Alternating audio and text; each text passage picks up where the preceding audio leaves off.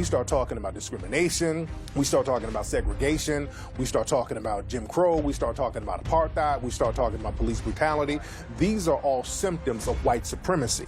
The more insecure white men become, the more they feel a need to exert their superiority, their power and their force. And so the one obvious victim of white rage has always been black men. White people actually love us. They really do. They want us here. They love us not in the sense that they respect us or want to treat us fairly, but they love us the way a master loves his dog. And there's a big difference between being a slave and being enslaved, okay? Enslaved is mental, okay? Slave is physical. If you look at black America and you look at black men and put them in two categories, there are those who are popular and then those who are great. Racism is the raping of a continent, of a humanity of people, of materials and resources, and using them to enrich yourself and validating that for the rest of time. Any black man who stands for his people, any black man who is against the white supremacist structure and is willing to stand by any means against any threats is indeed going to be considered a terrorist. Because as long as African people were in charge of the planet, there was harmony. There was no wars between China, Japan, the American Indians, the Carib. As long as we were in control, there was harmony on the planet Earth. You know, I often say when I lecture that the African that got on that boat is not the African that got off that boat. When you conquer a civilization, you're actually conquering their God. Because what do?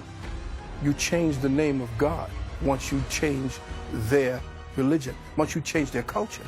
There's a bitterness and an anger towards black people for not allowing themselves to remain in slavery so white people can feel privileged. White supremacy is the only religion that isn't a religion. However, it is the most powerful religion on the planet.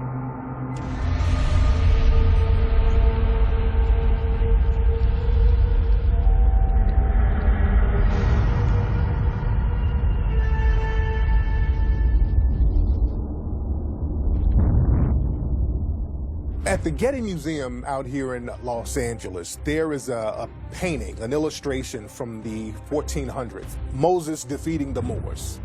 And in the illustration, you see African people who are the Moors in Europe ruling. They're in a castle and they're battling white Europeans. And the reason why they named the painting Moses defeating the Moors is because the Europeans at the time, when they were going through the Inquisition, when they were going through the Reconquista, when they were getting the Africans called the Moors out of Europe, they had a religious undertone. And what they would do, they would draw stories from the Bible and tie that into their current struggle. And that's one of the things that gave them so much momentum. There was a religious undertone to it. The Africans of Europe originally came out of the Moors, came out of North Africa, out of the area that's known as Morocco. Ruled that area called the Iberian Peninsula for centuries.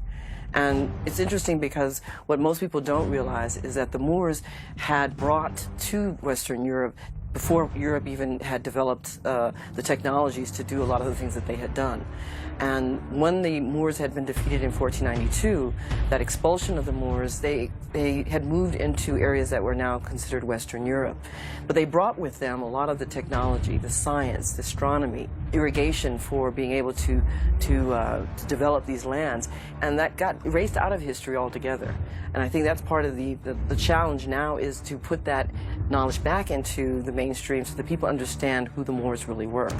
There's evidence of about 150 Moorish castles that are still there in Spain. And if you go to those castles, they will have a bilingual description where they will tell you this was a Christian castle, but it was originally a Moorish one, and they'll tell you when it was Moorish and then when it became Christian. The churches in Spain were originally mosques. They will tell you the period where they were originally mosques and which period they became churches. The Moors then, when they came into Europe, they had already had elements of ancient African wisdom which allowed them to advance in ways that the Europeans had never imagined. And so in order to survive in this hostile environment, they had to go underground. The same thing happened with the Europeans, who also were close to the Moors and other Arabs who had pieces of this knowledge. They found that this information allowed them to reinterpret the history of the world, the science of the world, and that conflicted with Christians, specifically the Roman Catholic Church. So they also had to ban those people, and that led to the development of what we now call today secret societies, or more specifically, societies of secrets. And those secrets were the ancient educational knowledge that had been developed in Africa thousands of years earlier. Islam will rise up in the course of history by the 6th century, will cut off Europe from world trade by dominating North Africa and the Middle East. Europe was cut off totally from Asia, India, and Africa in terms of trade and access to wealth. So Europe would plunge into what we call the Dark Ages. But it was an economic depression that led to a complete breakdown of society. When they break out of that, they break out with a vengeance that we will never, ever again be in this situation. That breakout comes in the 1400s with the Portuguese. And they will wreak vengeance on the rest of the world to control trade routes, economic territories. Where is the wheat grown? Where is the gold? Where is the barley? We will get control of these things because we will never be caught in the Dark Ages again. In Cuba, they have a Spanish dish. It's called Moros y Cristianos, which means Moors and Christians. And this dish consists of white rice, which is the white Christians, and black beans, which represents the black Moors. So this theme of a racial battle disguised as a religious battle, that's still in popular culture today. When you conquer a civilization, you're actually conquering their God. Because what do? You change the name of God once you change their religion, once you change their culture. So the name of God is based upon how you create God. In other words, my perception of God now rules. It's initially about greed, but it's about greed coming from a culture. European culture has always been a war culture.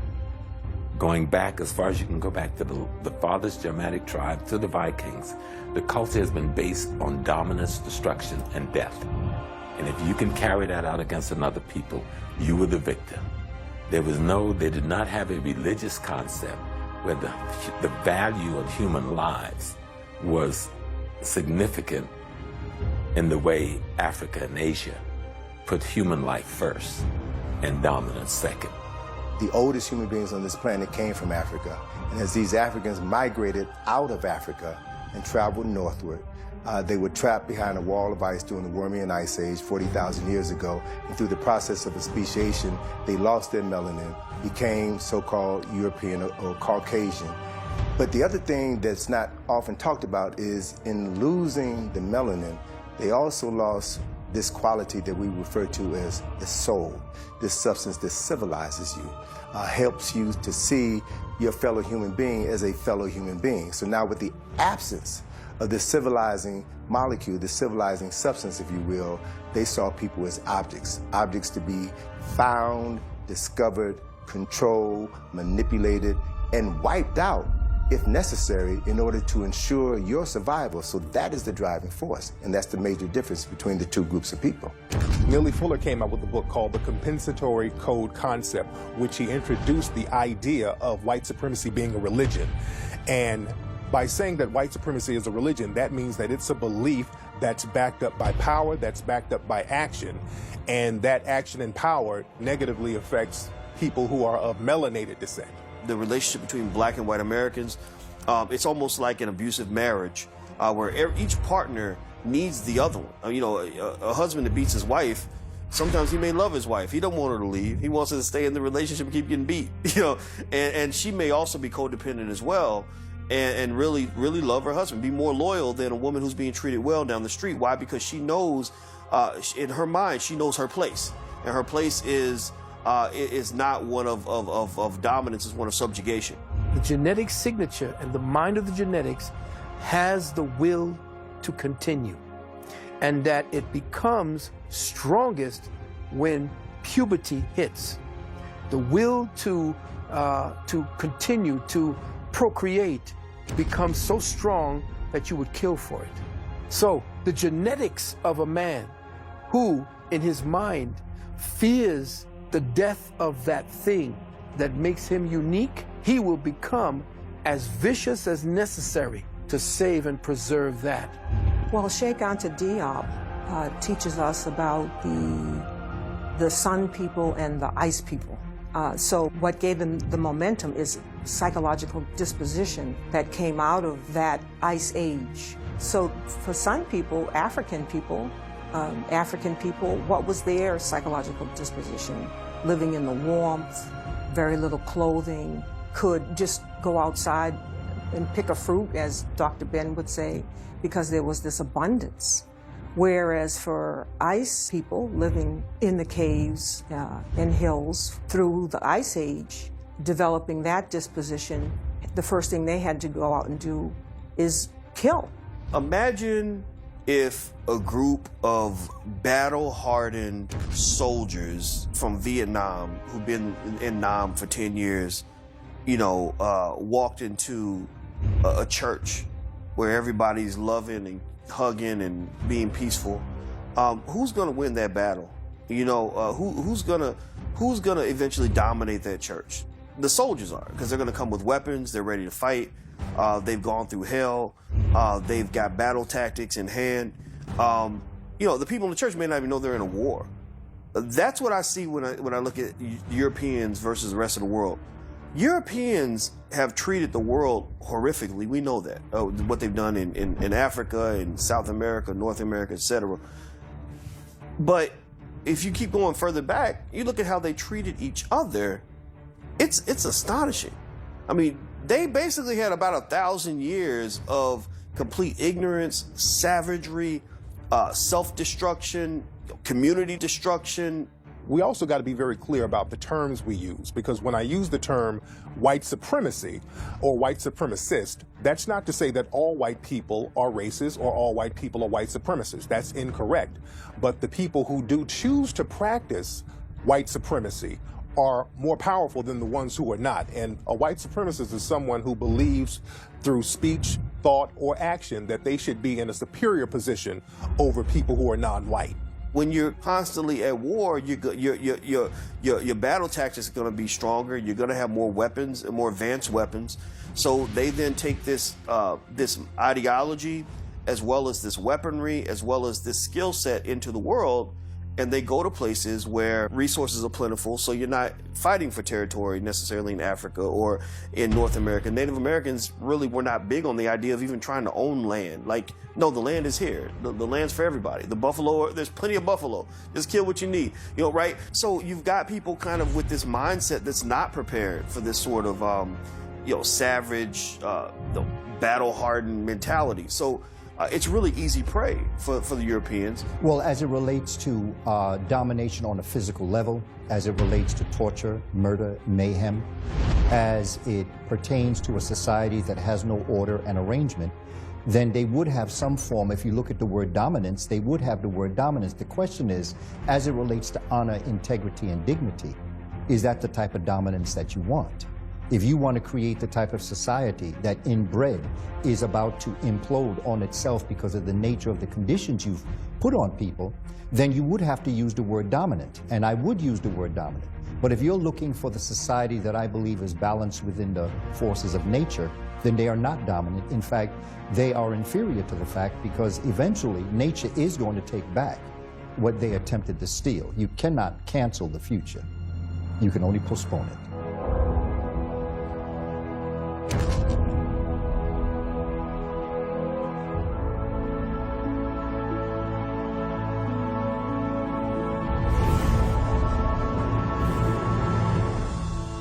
One thing that the white supremacists learn how to do is pretend to practice certain religions that other melanated people practiced all around the world, but their real religion is white supremacy when you peel the layers back. Because when you look at all of the religions, all of them are dominated by white supremacy now. So what's the real religion? The real religion is white supremacy.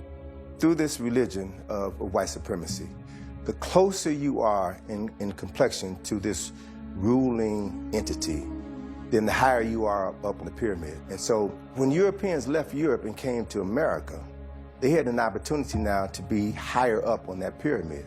And so once they got here, A poor man in Europe, a poor Irishman, Irishmen were looked upon by Europeans as the niggers of Europe. But they can come to America and they can amass power, wealth, and respectability. As a matter of fact, George Washington, Thomas Jefferson, and those guys, they wouldn't have made it in Europe, but they can come here and adapt that same mentality and then open the door for other poor Europeans to come here and benefit from whiteness. So the Rahowa is a term that means racial holy war. It was popularized by a white extremist named Ben Klassen. Now also Ben Klassen, he wrote a book called The White Man's Bible, where he goes into great detail about how to eliminate the so-called mud people, meaning black people. So these white supremacists, they have all types of doctrines and code words and books and paraphernalia and information out here on how to subjugate black people and non-white people around the planet. Christianity that is being reintroduced to Africa is worthless to Africa. The Islam that is being introduced to Africa and used still as a form of slavery in Eastern Africa is worthless to Africa. Africa created all of the world's religions, from agnostic to Zoroastrianism, came out of the mind of Africa. So the idea of the missionary, and this is the piece that we always have to look at, because when they first came to Africa, those of Eurasian descent, they did not come physically, they came spiritually. And when they came spiritually and they got the indigenous peoples to embrace their faith system, then came the teachers that then indoctrinated them from an educational perspective. And after they had your mind and after they had your spirit, the physicalness was only a mop-up operation. Throughout history, people who have been captured have always been allowed to convert to the religion of their captors. But black people have not been allowed to do that. Black people have been trying to do that for the last 500 years. Black people have been trying to convert to what they think is the religion of the oppressor, which is Christianity. But that's not the religion of the oppressor. The religion is white supremacy, because if it was Christianity, the churches that we see today would not be the most segregated places in the planet. Church is the most segregated place in the world. You have black churches and you have white churches. If you're a Christian, there should not be a black church and a white church. There should just be a church. So if we have white churches and black churches, the reason why we have a black church is because we have a white church, and we have a white church because we have white supremacy. So white supremacy must be the real religion. 1822, when Champollion deciphered hieroglyphics, it made it possible for the first time in about 1,300 years that people could now go into Kemet and read the writings, the Medu Neter, on the temples and on the papyri. And once they began to read that writing, they began to understand that everything that they had been teaching Christianity is a lie and based on African concepts that had been created thousands of years earlier. In the Bible, they have a Genesis story. And the Genesis story said in the beginning, God was the Word, and the Word was God, and God created the water and the land and the darkness and the light and the human, and etc. Well, that story almost paralleled the story in the coffin text and the book of the coming forth by day, which we call the Book of the Dead. They also have a Genesis story, almost word for word, like the Christian Genesis story. So actually, when you look at Christianity, it is a warmed over version of Kemetic theocracy. One example is a book called the Book of Amenemope, which is an instruction text written by the ancient Egyptians. And that instruction text was copied word for word as Proverbs 22 and 23. 14 words, that's a doctrine and that's a slogan by white extremists all around the world. That means we must secure the existence of our race and a future for white children. And this is a slogan that they use, and it's a code that they use. So whenever you see white extremist groups who have the number 14 tattooed on their arm or anywhere on their bodies, that's what they're referencing. They're referencing this code 14 along with the number 88. The 88, that's a number that represents the letter H, because H is the 8th letter of the alphabet, and the H means Hail Hitler. So these are little code words that the white supremacists send to each other. The Bible itself, when you look at the word, comes from the word Byblos. And Byblos was the capital of what we call Phoenicia, which today is Lebanon.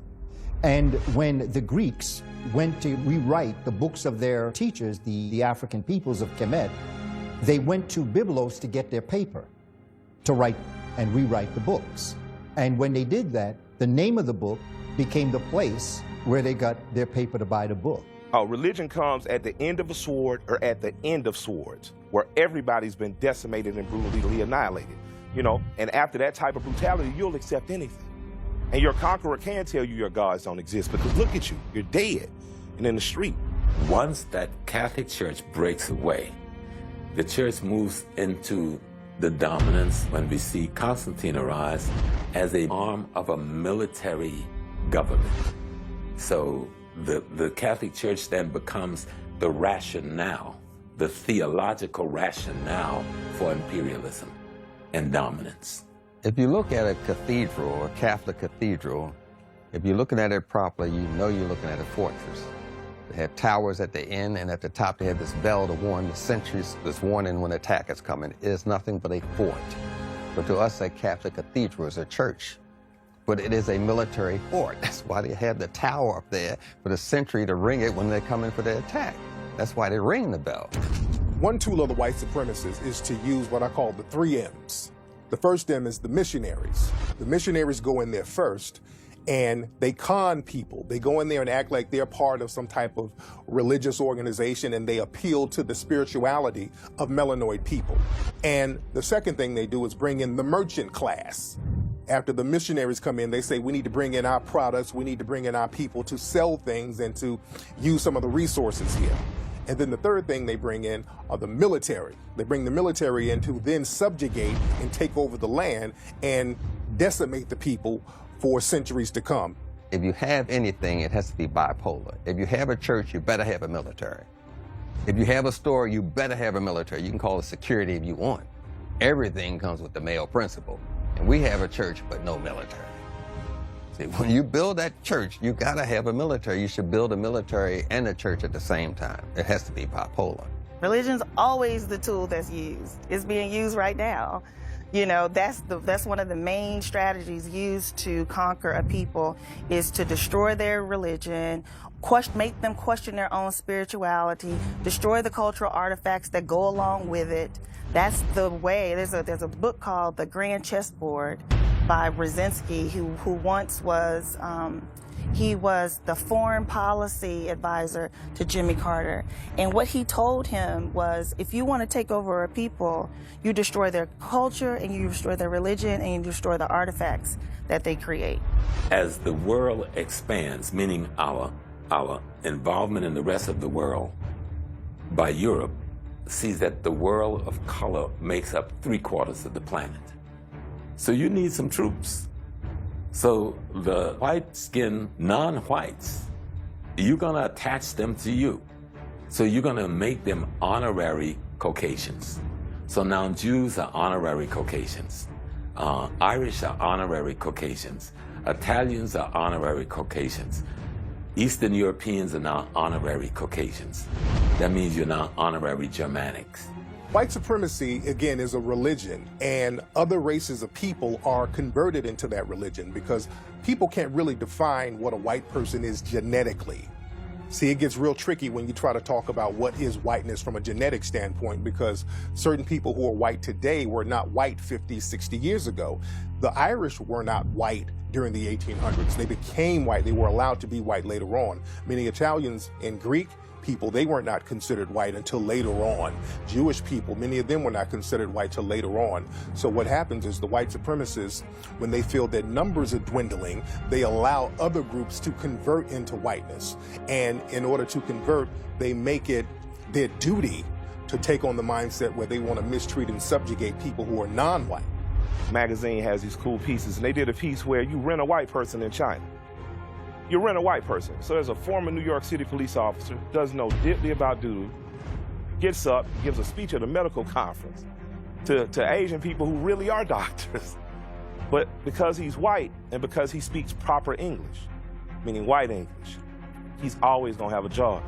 After the 1960s, after 1965 in particular, when black people were fighting for civil rights, the white supremacists wanted to create a backlash against that, so they allowed different immigrant groups to come over to the United States with the Immigration Act of 1965.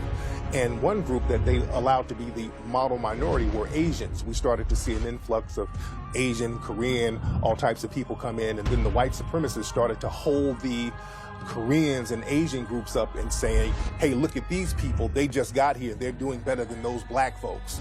It was somewhat of a way to shame the black population by holding up the Asian population and looking at them and pretending that they were the model minority, when just years before, Asian people were mocked and subjugated just like other groups.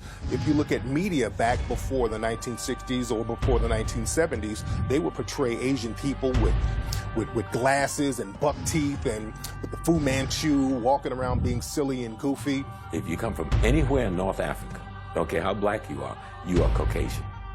Until the 1970s, if you came from Trinidad, you were Caucasian. I remember when I first saw it, an ironic, beautiful lady. I get out of the military, I get a job at the post office. I'm doing mail across from this magnificently beautiful sister. So I'm trying to, brother trying to make a play. And she told me she don't deal with black folks. She don't speak to black people. So I went, look, girl, what's wrong with you? She said, because I'm Caucasian.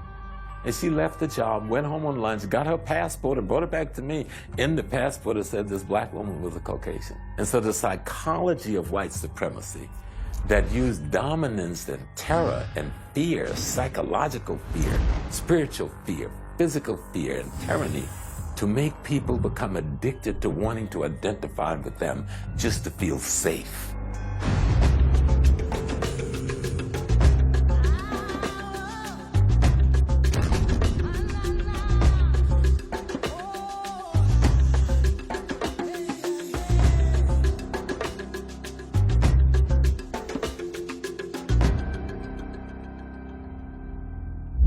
One way the white supremacists have been able to dominate and subjugate melanated people around the planet is by controlling the education, by controlling the knowledge, and controlling the knowledge of history. Because if you don't know yourself, you don't know how to empower yourself. If you don't know your history, you won't know your future. And the white supremacists have been very meticulous in erasing the history of African people and inserting themselves into that history. The Greeks were the last race of people that the Egyptians passed the arcane knowledge on to. That's where this Greek to me came from. They were the last ones that the Egyptians gave that to. It took 3 generations of Greeks under Egyptian rulership that they could finally find one that they could teach.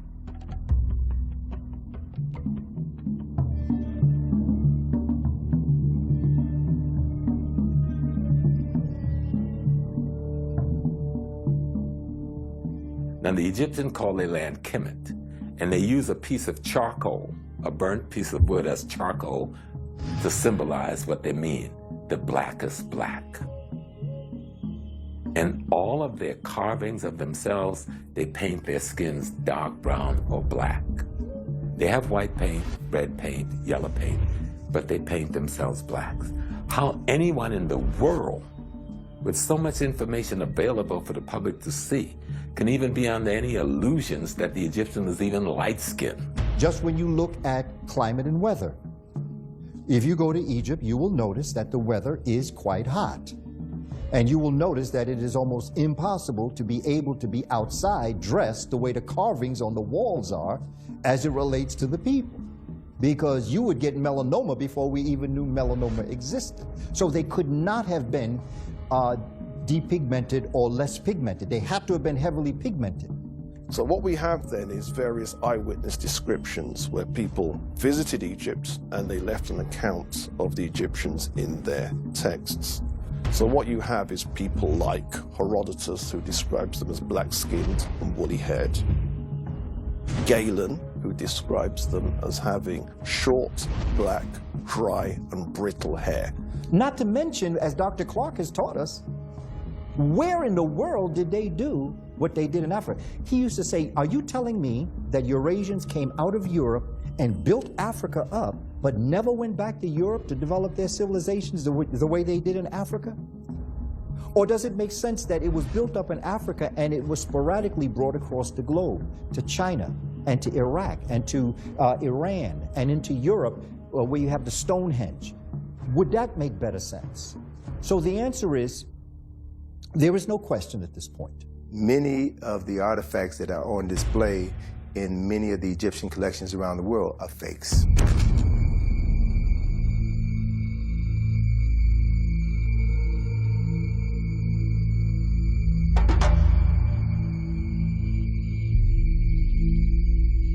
Nefertiti statue is of doubtful authenticity. That's a posh way of saying it's almost certainly a fake. A number of scholars have come out quite recently. Henri Sterling in Switzerland, he's come out and said, listen, this is a 100-year forgery. If there is hundreds of paintings of Nefertiti and all of them are black, all of the statues in the Cairo Museum of Nefertiti is black, only this one little white statue in Germany is white. Something's wrong with that picture. Marx was instructed to use the face of Ludwig's wife, Emily Brochard. So the face that supposedly was the most beautiful face of ancient history is actually the features of Ludwig Brochard's wife, Emily Brochard. So now, that's not even the half of it. Beautiful statue, came out of the ground. No, it didn't come out of the ground. What happened was Brochard was forced to bring it forward after 11 years. So what did he do?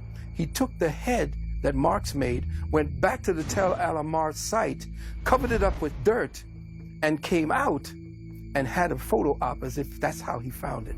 One common lie and misconception that many white supremacists like to promote is that the African people didn't invent the wheel. That African people were just primitive, living in West Africa, waiting on the white supremacists to come save them. But in Africa, especially in the area that we now know as southern Libya, right in the Saharan desert, there were rock paintings of black Africans on chariots, and you can see the wheel, and these paintings go back 7,000 years. In 951 AD, there was a scholar called Ibn Hawqal, and he wrote a book. And in his book, he describes two things. The first is visiting a fringe city of ancient Ghana called Aldagast. And he witnessed a merchant writing another merchant a check for 42,000 golden dinars. Now that should blow people's heads clean off. West Africa had checks 951 AD. The second thing he describes is that the emperor of Ghana was the richest king on the face of the earth. There is a city known as Eredo, E-R-E-D-O, that's located in Nigeria, that the brilliant scholar Robin Walker is coming out with information dealing with the idea that this, in Nigeria, is a city that is 400 square miles in elliptical shape, and the ramparts or the gates are 70 feet high, or what might be considered to be maybe a 7-story building. That's how big it is. And that was done somewhere in the 800s to 1000 AD. At the same time, 400 years later, in the 1400s and the 1500s, where folk are saying these people are primitive, this city exists in Nigeria. Once Britain burned the palace and they colonized the region and then renamed it Nigeria, it wasn't called that before, they did not permit the Oba, that's the emperor of Benin, to rebuild the palace. So consequently, what's there now is the tiny fraction that escaped being burned down. We look at cities that were larger than cities in Europe at that time. We look at cities that had the equivalent of ancient skyscrapers, buildings that were 4 or 5 stories tall. We look at cities with streets. We look at cities with sewer systems. We look at cities, nations that had universities, that had libraries, that had a upper class, a solid middle class, architects, engineers, physicians, dentists, a city that would rival any other city in the world at that time. Well, the emperor of Ghana, we know, lived in a castle with glass windows. We know this because there's an 1153 AD document that tells us that there were glass windows. We've got Kano in parts of Nigeria. We've got the great Chad Basin civilizations. We got civilizations along the Congo that we don't even talk about. And what's ironic, in the 1700s, and you can actually go online and find some of them, the Europeans who go to the Congo come back home and draw pictures, which is in their museums, of these magnificent metropolis, these cities with streets laid out in grids and paved. They found the same thing in Benin, they found the same thing in Kumasi. But these same Europeans, especially the British and the French, will burn and sack most of these cities. A Polish scholar called Z.R. Dmytrowski did a survey of Nigerian ancient monuments and wrote a 3-volume architectural book called An Introduction to Traditional Nigerian Architecture, Volume 1, Volume 2, Volume 3. Now, that's important, you see, because most people wouldn't have thought that Nigeria had anything to be able to fill 3 volumes. Which brings me on to Benin. Benin is in the southern part of Nigeria. Now, Benin's architecture was very famous in medieval times. In particular, its royal palace. Its royal palace was the same size as whole European cities, just the palace. Ethiopia was one of the earliest countries to embrace Christianity, right? And so what you have in Ethiopia is a ancient civilization. You know, Ethiopia, we got to remember, Ethiopia is the source of the Blue Nile, right? And based on research that I'm looking at now, I'm really beginning to realize that Kemet is Ethiopia's oldest daughter. So the knowledge that flowered in Kemet began first in Ethiopia. They never occupied and dominated and conquered Ethiopia totally. And that's because King Menelik understood he needed more than just spirituality, because a lot of the Africans in other parts of Africa, they depended on their spiritual system. But when you're dealing with a group of people like the white supremacists who were not spiritual at all, you're going to lose. So King Menelik, he used his spirituality, but he understood that he had to be practical. So King Menelik, he got guns that rivaled the guns of his enemies. And when the Italians came into Ethiopia to try to defeat him, King Menelik used his guns and used his weaponry to fight them off. What Ethiopia was able to achieve was nothing short of military genius. They struggled certainly with Italy for maintaining their independence. But I think what they were able to do was to use the land to their advantage.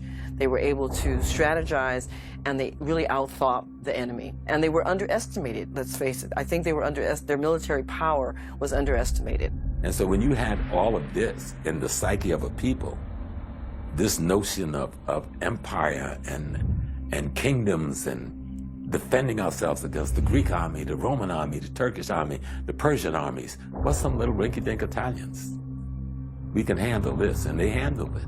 And when King Menelik in Ethiopia defeated the Italians, what's interesting, the Western media started to portray King Menelik as a white man. So this man was clearly a black African brother. There was pictures of him in the whole nine, but the Western media started to show cartoons and images of him as being white because they didn't want to let the world see that the Europeans had been defeated by this African man.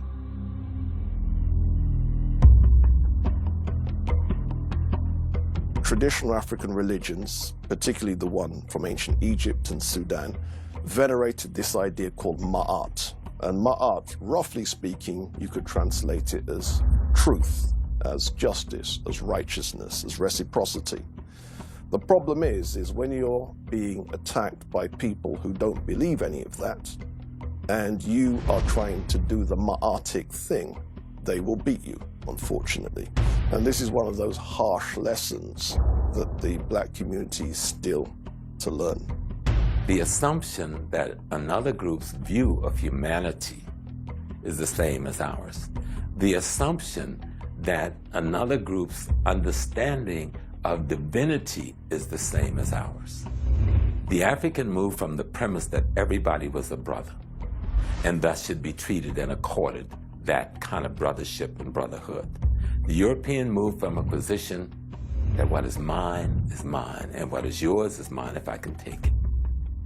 You had a war culture coming in contact with an agrarian culture. The war culture is always going to win because the war culture doesn't put any value on human life. And that means it has no barometer to how much death and destruction it will carry out.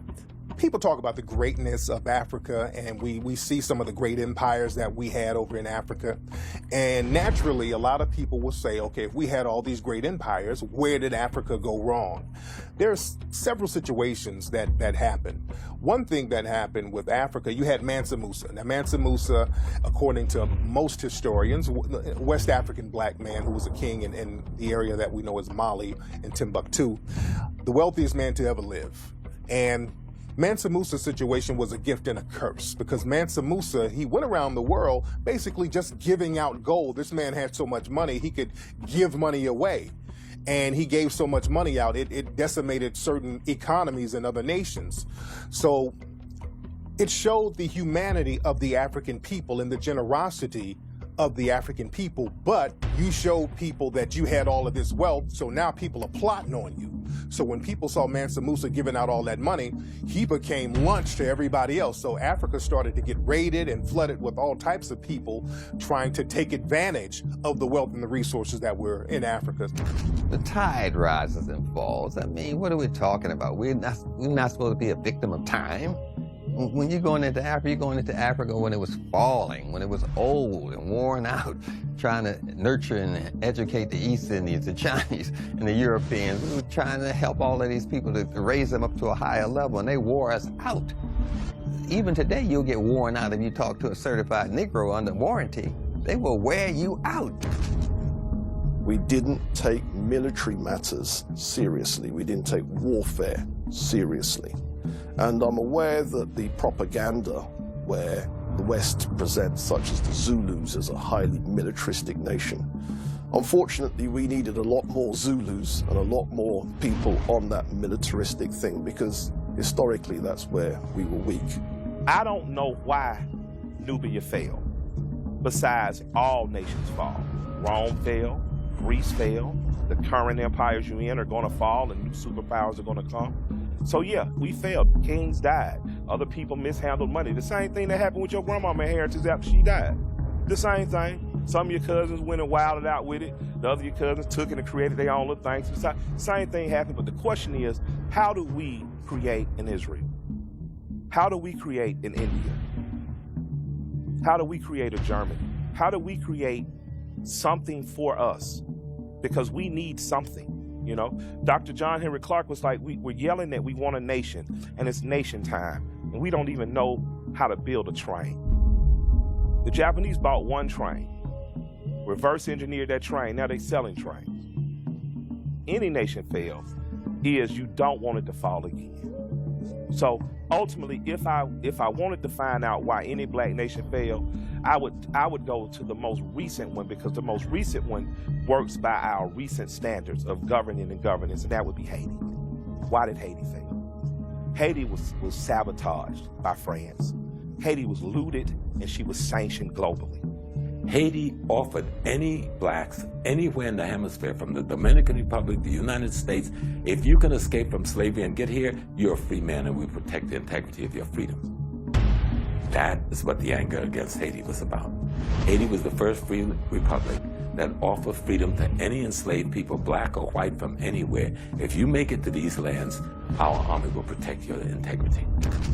For 444 years of the European enslavement of African people, you had the best and the brightest of African people steadily taken out. And then after that genocide, after that Holocaust, Europeans decided that they were going to go in now after the Berlin Conference and control the land for another 88 years. So Africa has only been free for less than 50 years, but is still suffering from the ravages of 444 years of slavery, 88 years of colonization. You don't recover from that automatically unless there are plans in place to aid your recovery. After Europe was destroyed during World War I and World War II, you had the Marshall Plan and other plans that were implemented by the United States in order to rebuild Europe. Look at photographs of London, photographs of Paris after the war, after the bombing. And then see what American aid did 20 years later to rebuild those cities. So we think that Europe has always looked like that. No, Europe has had more wars than Africa has had. But they now but they've had access to resources to rebuild. Africa hasn't had the ability to rebuild. There was no revolution there. There was no independence granted. All they were done was to make a few Negroes wealthy, and then y'all managed the apartheid poverty for us. But we'll keep all of our banks, we'll keep all of our mines, we'll keep all of our industry. We're not sharing nothing with you. We'll keep the best 80% of the farmland, and you can't even come into our little towns. There are towns in South Africa we don't know the names of. That's the most prosperous, most beautiful places in the world. White folks are retiring from Europe every day, especially the aristocrats going there to live. And they make us think South Africa is Johannesburg. Colonial powers of Europe left African nations. They took everything, even the light bulbs. They ripped up the train tracks. They said, if we're leaving, we're going to make sure that you won't be able to sustain yourself. And they destroyed everything. It's no different than what happened in America after emancipation. When they left, they destroyed all. Guinea is one of the classic cases. They even took the toilet paper. They took everything out of Guinea. And then, from the international marketplace, fought to keep Guinea from ever developing international trade with Europe. Guinea has the largest supply of iron ore in the world. Who do you think control and own it? Some Israeli mega capitalists.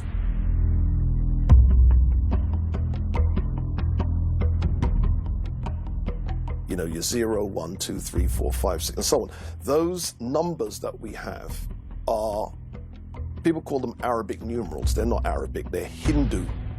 But the mathematicians that introduced me to Europe were, in fact, African mathematicians. The fraction bar, where you've got, 2 fraction 7 and the fraction bar, that was something that was invented by an African mathematician. Some of the most advanced maths textbooks during the period were again written by Moorish mathematicians. Where it comes to the areas of astronomy, where it comes to areas such as navigation, map making, and so on. So there was a Moorish geographer called El-Idrisi, and he was the one that said in his book that the world is as round as a sphere, and the waters are held to it by what he calls natural equilibrium. You can work out what he really means, gravity. And he says that the world is divided into 360 degrees. Now this was 1153. And then that gives you some idea of what kind of intellects we're talking about. Guinea was the French word, the European word for West Africa. So, and all of Africa at some point was called Guinea. And so when they get in the Pacific, they see all the black folks, so they say, okay, this is the New Guinea. That's why it's called New Guinea. You got New Caledonia, you've got Vanuatu, you had Australia. These are all African populations. Easter Island is off of the coast of South America, going into the Pacifics. And all of the statues there are statues of African images. The statues in Easter Island, they look identical to ancient face masks that's from West Africa. Also in Easter Island, there's an ancient script called Rongo Rongo, and this writing looks identical to African hieroglyphics. Also, there's an East African tribe called the Rongo tribe. Also, there's another very remote Pacific island called Nukuhila. Now, this place is in the middle of nowhere, but there are statues on this island that look identical to ancient statues that are in Nigeria. So we definitely have evidence of an African presence in some of the most remote places around the globe.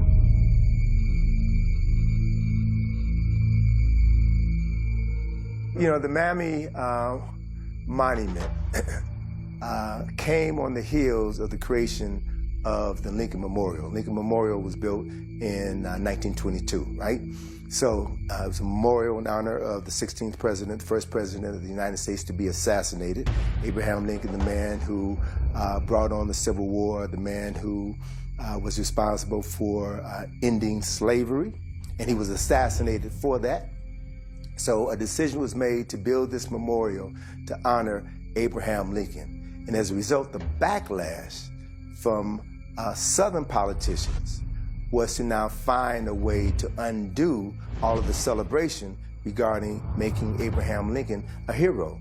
And that idea was to create a Mammy Monument to honor those blacks who submitted to slavery in order to present a counterpoint to Abraham Lincoln. What stopped that whole Mammy movement, because they weren't just talking about putting the statue up in Washington, they were trying to put the statues up all across the South in every major capital in the South.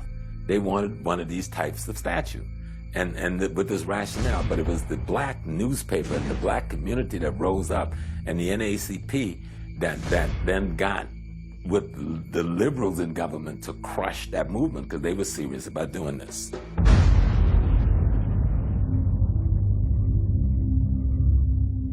When we think about the concept of aviation, we think about the Wright brothers, and then if we go back, we think of people like Da Vinci, who had drawings about flight, and a lot of people try to say that Da Vinci's drawings were the first ones that talked about people flying. But there was a Moor in Spain in around the year 875 at the height of the Moorish conquest of Spain. And Ibn Firnas was one of the first people to test out flight and navigation. At the Iraqi airport, there's a statue of Ibn Firnas that's paying homage to his knowledge of aviation and flight. Mike Hollis, who I interviewed years ago with Air Atlanta, I mean, he was a young brother. I mean, he was barely in his 40s, you know, late 30s, early 40s, and saw a need, got the investment dollars, and launched, you know, Air Atlanta. But you had Piedmont Airlines, which was out of, you know, North Carolina, Southern Virginia area, Tennessee area, in which a group of black investors were about to make a play on it. So this whole aviation sector isn't new to us. I mean, there's so much opportunity out there. Air Atlanta was an airline that was owned by a black man down in Atlanta. Very high-class airline. This airline, they had it for a couple of years in the 80s, and the airline had all first-class seats. They would serve on fine china. So this was a top-notch airline that a lot of folks don't know about that was owned by black men.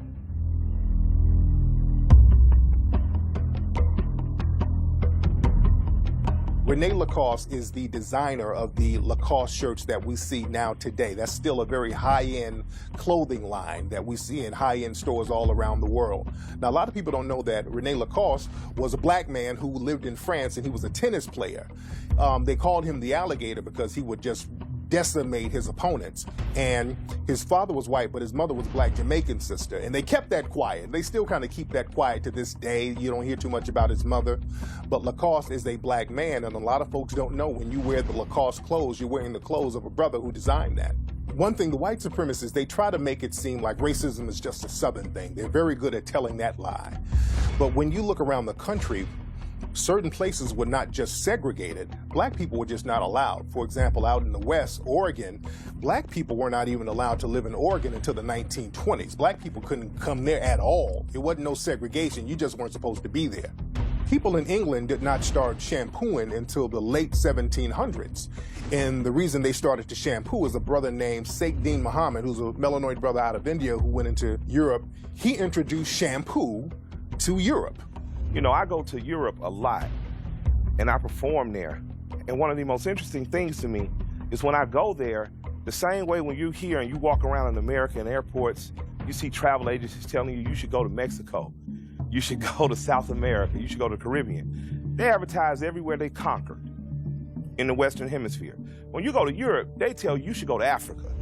And they show you these islands, and I'm sitting there as a black man like, damn. Like, they never tell us to go to Africa, but they conquered it, and they conquered it so solely that it's a resort to them. Statement that Count Volney made in his book, Ruins of Empire, is very interesting, where, in paraphrasing it, he's saying, you know, the very people we are now enslaving in the Caribbean and in Africa are the very creators of this society and this great civilization that we are emulating and attempting to bring back into Europe. Because when you look at the Eiffel Tower is an obelisk or a tekenu placed upon a mur or a pyramid, except it's only skeletal. When you look at the Arc de Triomphe in France, that is in every temple that you go to in Kemet. So that they were actually stealing ideas from people that they were attempting to enslave. North Sentinel Island, that's an island that's right in the Bay of Bengal. That's right between India and Asia, right off the coast of Thailand. And this island, the people have been there for over 60,000 years. Now, these are jet black people. These are deep deep melanated people. And these black people, they've been on this island for years, and they are the only people on the planet that have never been subjugated by the white supremacists. And the reason why they've never been subjugated by the white supremacists is because they got one code. The minute you step on North Sentinel Island, they will kill you on sight. They will slit your throat, no questions asked. Well, they're primitive, they're backwards people, they're Stone Age people, but one thing they can say is that they are not dominated by the white supremacists. So to me, that makes them some of the smartest black people on the planet.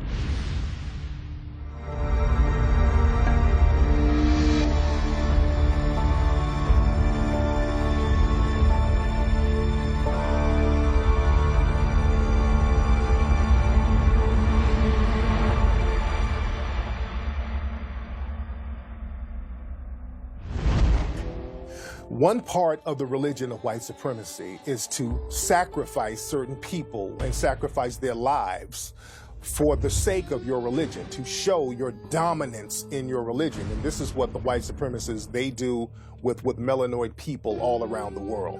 We are this beast that they are afraid of, and they have to destroy in order to protect themselves, protect their women, by extension, protect their country. So the more white folk in America become a minority, the more afraid they're going to be, the more reactionary they're going to be, and the more they're going to see a need to circle the culture wagons and take us out. This is their last stance. And to be perfectly honest with you, if you really understand the essence of white supremacy, they have to do that. In their minds, they have to do that, because to submit is to die.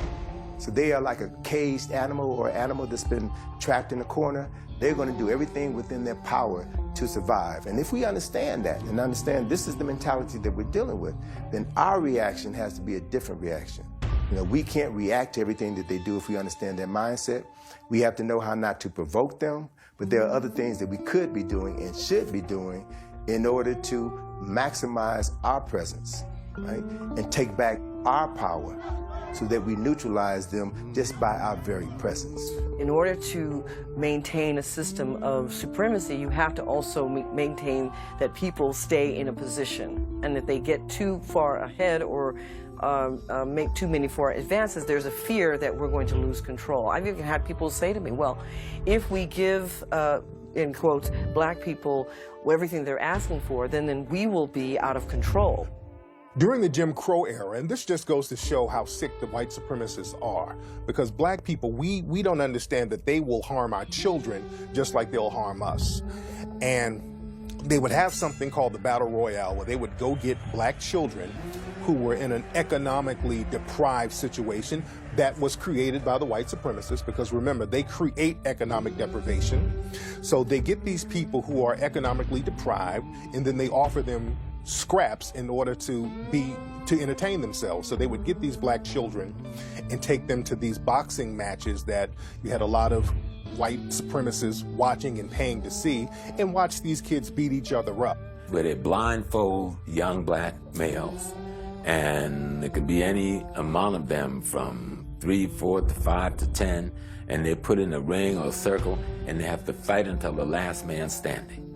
So they just beat each other nearly to death, hoping to get whatever little rewards or favor that will come at the end of the day with who was left standing. And that was called the Battle Royal. Jack Johnson came out of that process of the Battle Royal. Our great black heavyweight, first black heavyweight champion of the world, came out of that process down in Galveston, Texas, where he grew up. And that was all through the South as an entertainment mode for white folks to watch black young kids beat themselves into a frenzy while blindfolded, with the hope that they won't get hurt at the end of the day, killed at the end of the day, or might get some pittance of a reward that they could take home and help their families. When we look at circus clowns, especially the hobo clown, the sad-faced clown with the ripped-up clothes, that came from the white supremacists making fun of black people. At around 1874, there were these two white men who were minstrel show artists, McIntyre and Heath.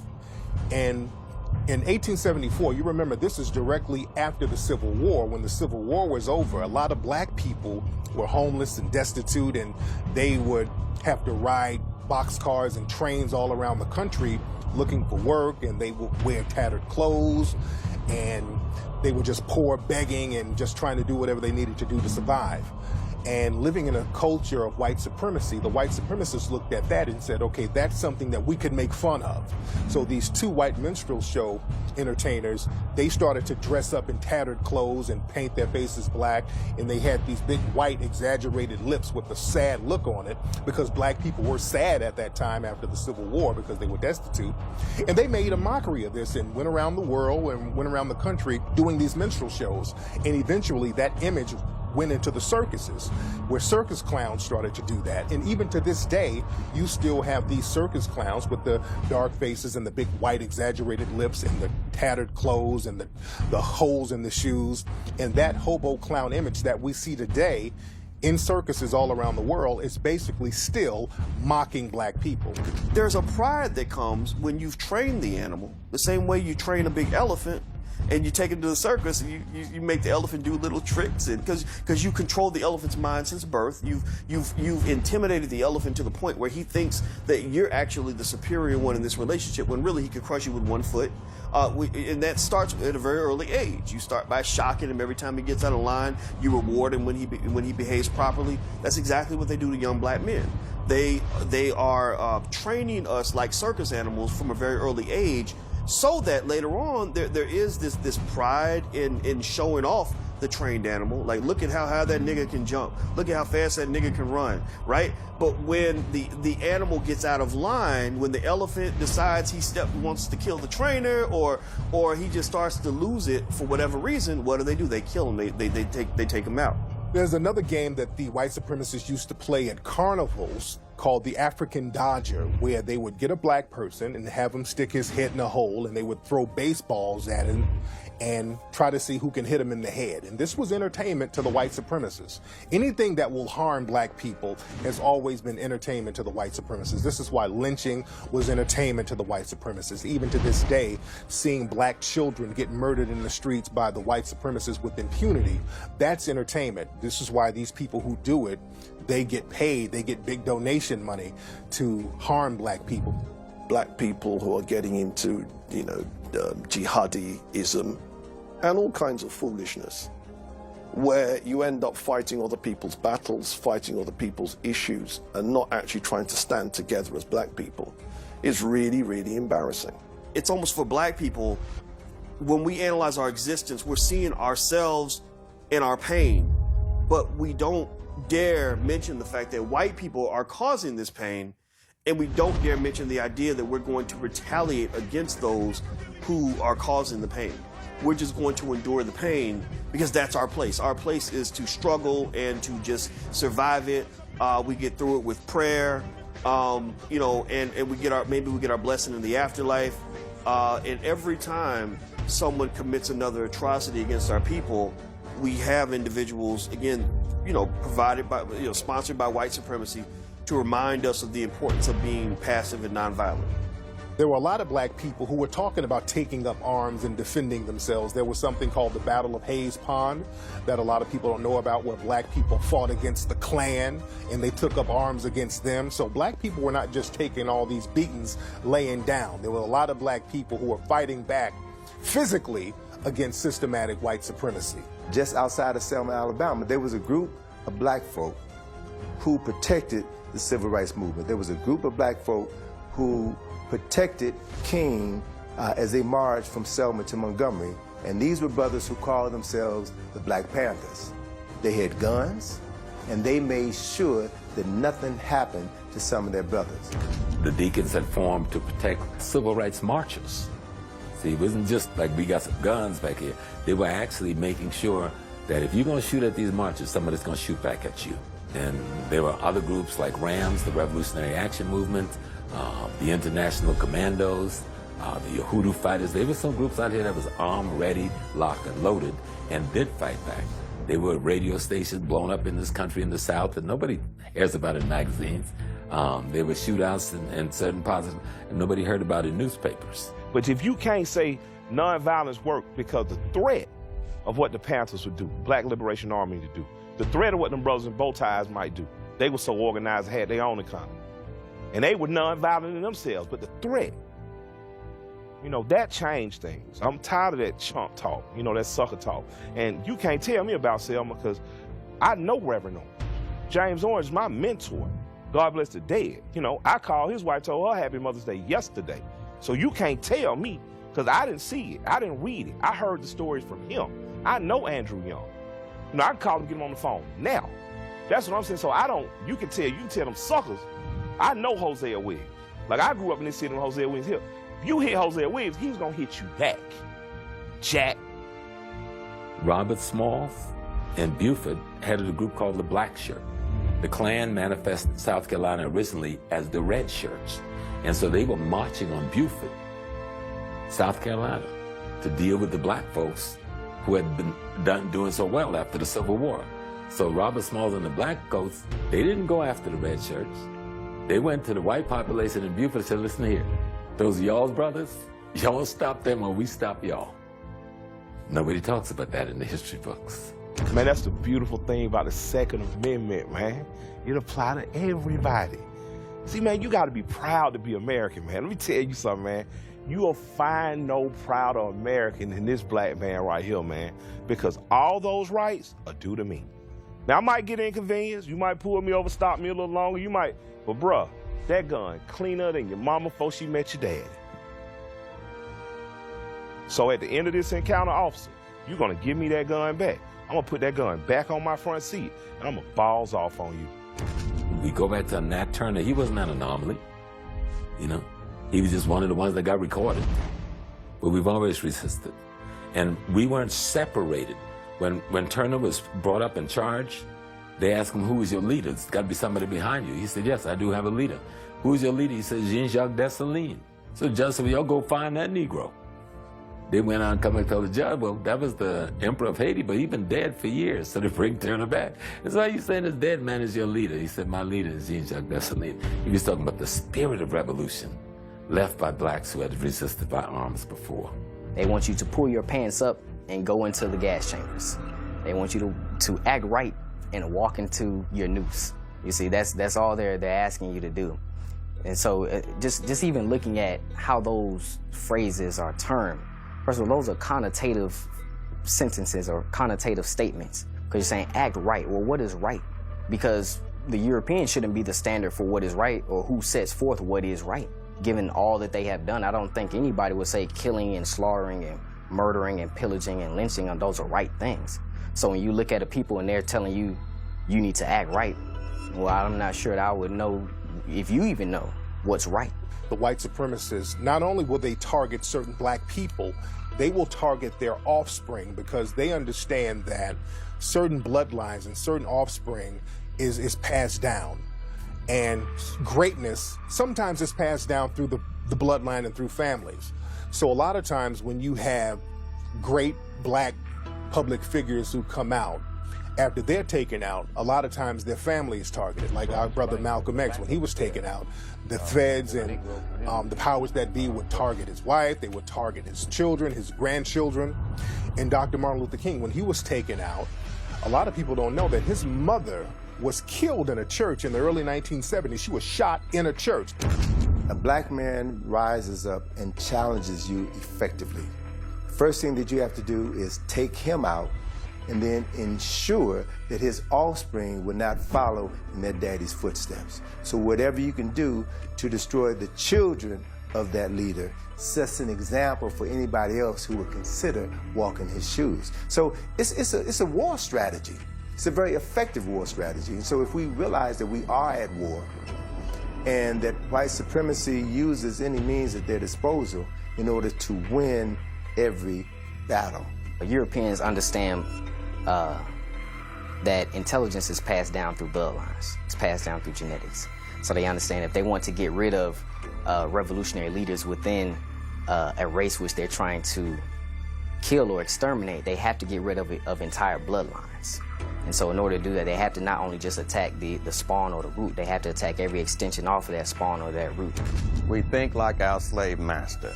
If you want to know how the blacks in Barbados behave, look at the white people that own them. You want to know how the blacks in St. Louis behave, look at the whites who own them.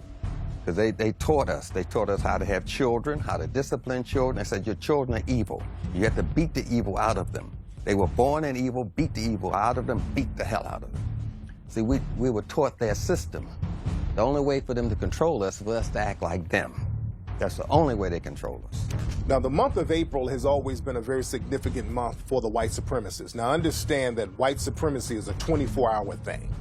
But April is very significant, and you see an increase of violent behavior coming from white supremacist groups because, number one, April is the month of the Patriots' Day, where the so-called patriots, the white supremacists, fought off their enemies. Also, April is the month, the birthday of Hitler.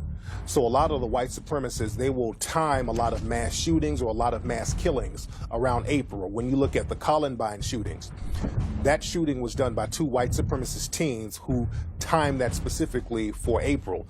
The Waco situation, that happened in April. The Boston Marathon bombing, that happened in April. So many actions of the white supremacists and violent acts take place in April. The Oklahoma City bombing, that happened in April. So April is a very significant month for the white supremacists. It's almost like a holy month. There are things at nighttime, rituals, which we call nocturnal, and we're sun-centered. Our rituals are during the day with the sun. Even if they go to a restaurant, it's gonna be dark with candles, like a cave. Because that's where they come from. They're bringing their culture with them. There's nothing wrong with that. But when you inflict it on someone else, then there's something wrong. But I'm saying, even today, you can go to the country, you see the name of a bar is called Caverns, Cave. It's not a big thing with the Europeans. So what happened is that they perfected their culture, and we perfected ours of being sharing with other people. There's no overtaking, nothing in history where we decimated, annihilated a race like the Caribbeans did. There's no history books about that amongst African people, none. But you go into Europeans, you just follow the trail of blood, and you follow the history.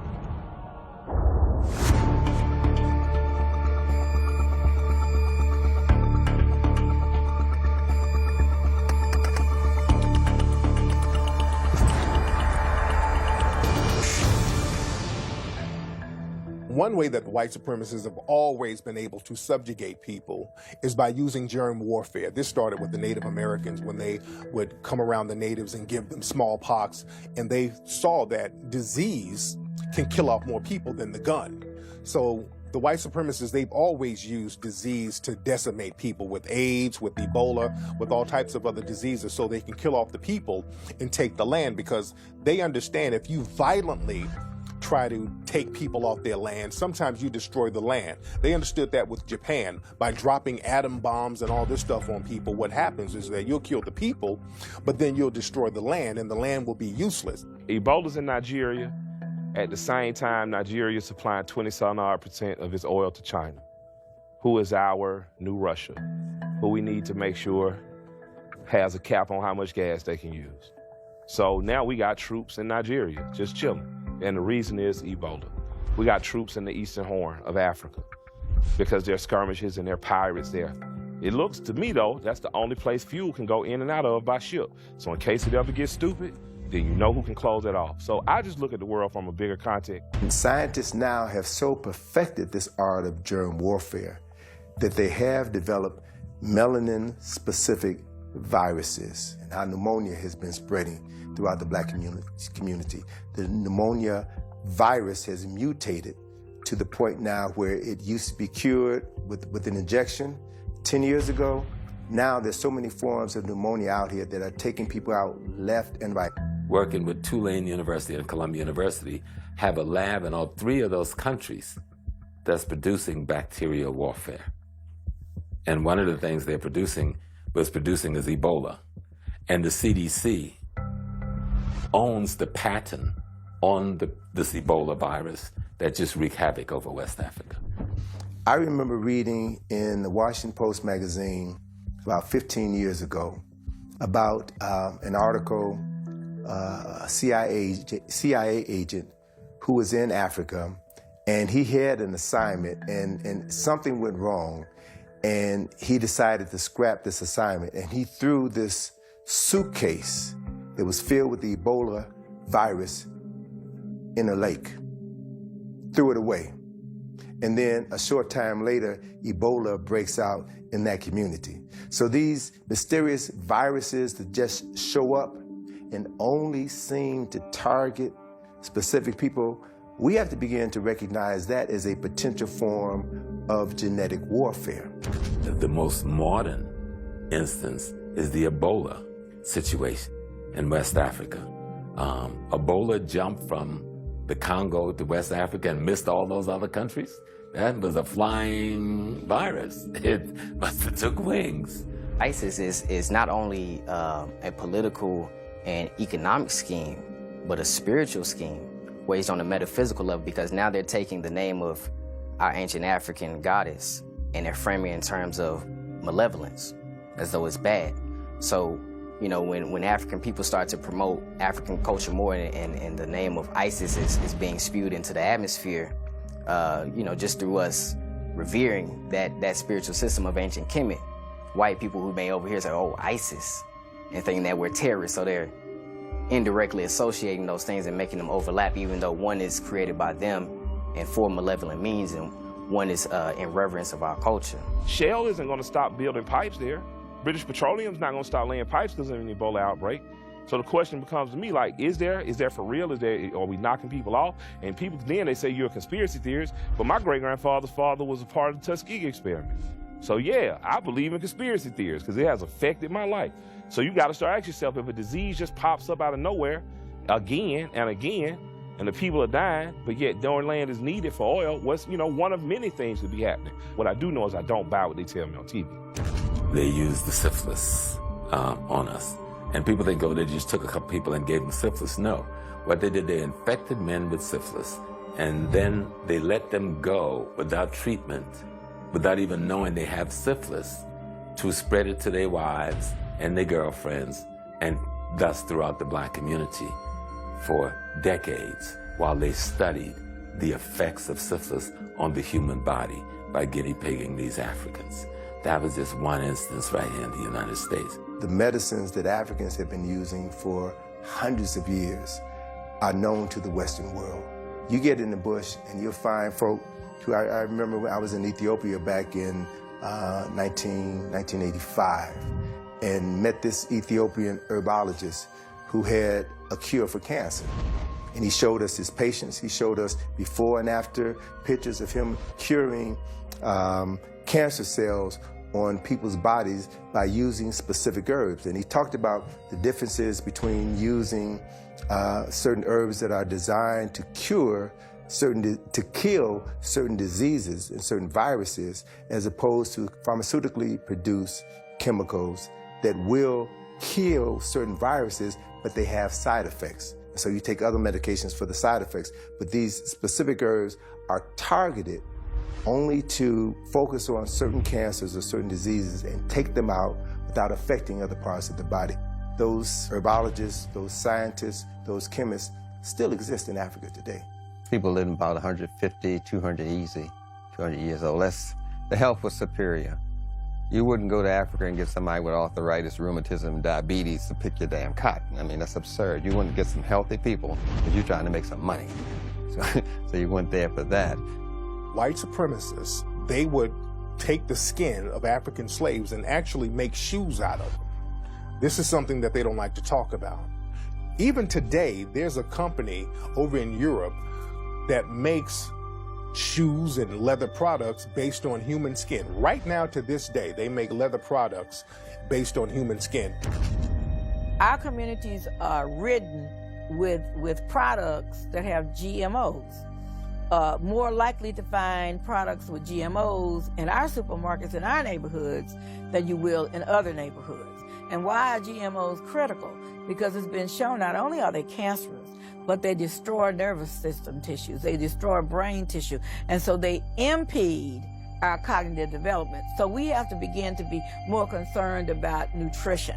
You have power when you can control your eating capacity. When you got to depend on Piggly Wiggly or Stop and Shop or any of the other supermarkets for your food, I don't care how many millions you have, if you can't grow your own food, you don't have power. Power is the ability to eat. So even if you got that little garden in your backyard or on your windowsill in a project and you're growing your own food, you have power. Because if all those stores shut down, you can continue to eat, and in continuing to eat, you can continue to live.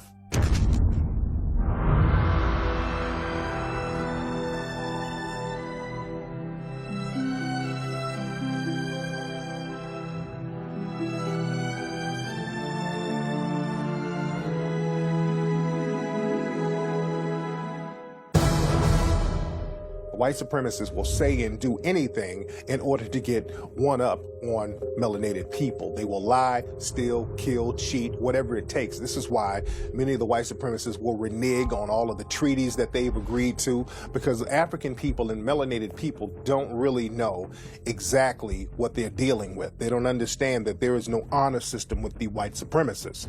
So we had to go back into their history like they go into our history. You understand? They have more books about Egyptian and our history than we do. So to understand black people, you have to go into African history. And to understand Europeans, you have to go into the cave history and cave civilization. White supremacy was not used. It's just a system they used to protect themselves. And to protect yourself, you have to develop deceit and deception. They love us in the sense that, not in the sense that they respect us or want to treat us fairly, but they love us the way a master loves his dog. You know, like they don't, you know, the dog can be almost like a member of the family, but they'll never let the dog sit down at the dinner table. They'll never treat the dog as if he's as important as one of the members of that family, right? But if the dog tries to run away, they'll go chase the dog down. You know, you know, you kill the dog, they're gonna be sad about it.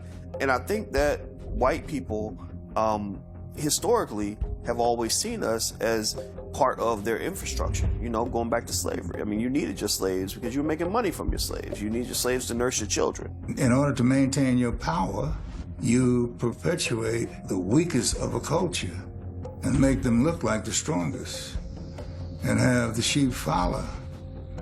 And you'll always keep them down. You take the dominant culture and you say to them, all right, these individuals are getting an education, they're developing pride, they're coming out with dignity, they're looking out for their mothers, their sisters, their wives, their girlfriends. We have to do something about that. That's too good. We don't want them to understand the value of those kinds of things, those kind of actions. So we have to use our propaganda to point these guys as rebel rousers and these individuals as heroes. So if you look at who is put in front of the black community, it is usually those athletes who have nothing to say. They do not rock the boat. They do just the opposite of that. And then they get praised by the white media. It's like people do with the pig today. Say the pig is filthy. Look at them, they're rolling in their own bowel movement. Look at the filthy. Pigs are not filthy. They're in the hippopotamus family. If you put them in their own environment, they'd be in the bath all day. But since they can't get around water, they roll in their own manure. Ain't nothing filthy about no pig in their environment. You see, and that's why I'm putting it in the context of the environment that it was in. There's nothing wrong with black people. You got them in the wrong environment. In this environment, yeah, they lie to each other. Yeah, they sell cocaine. Yeah, you follow me? Yeah, they're stealing people. This is the environment. Over in Africa, when the white supremacists were colonizing many of the African nations, they had treaties with a lot of them. A lot of them wrote down treaties and made agreements and made deals, and they reneged on all of them. And the Native Americans, again, the white supremacists made deals and reneged on the deals because they honored the deals once they got in the mix and were able to claim to be part Native themselves. There are treaties now, especially the Treaty of 1866, that shows that black people who were freedmen at the time should get some of the same benefits and resources as the Native American tribes. But these treaties are not honored, and it's on paper. There's no reason for them to not honor the treaties. Even the Constitution is not really honored in favor of black people because we're supposed to get equal protection under the law, but we're not getting equal protection under the law. So a treaty or constitution or a document is only as valid as those who can enforce it. And nobody is enforcing these treaties and laws for melanated people. Fast forward into the 60s, you had the hippies. Who were the hippies? It was whites pretending to be Indians. Look at that culture again. Go back and you will see they were striking teepees all over the place, intermingling, even naming themselves after Native Americans. All of the maps you see is wrong. You have to look at Peter's projection. Peter's projection showed you that Africa is twice as long as what you see, and Europe is twice as small. So we got to go to Peter's projection to see the true size of Africa, because we've been lied to with maps, lied to with history. Obama said that he had an international meeting and they asked him about racism in America, and he said, yeah, there's racism, but it's getting better. There's no such thing as better racism. There's no such thing as progressive racism. That's like saying we got rape, but rape is getting better. You either have racism or you don't, and we have systematic white supremacy, and we need to replace that with a system of justice. White abolitionists, how you feel about John Brown? That's my bar. That's my bar. So if a Quaker wanted me free, okay, that was cool. I'd buy Quaker oats, but he wasn't willing to put that pistol in his hand and his rifle on his shoulder and knock a head off of me. Now, if you're willing to do that, I'm down with you.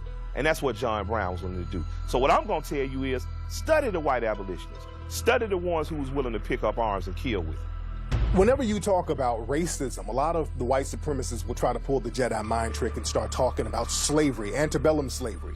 Talking about, well, slavery is years ago and there's no more slavery. White supremacy is slavery.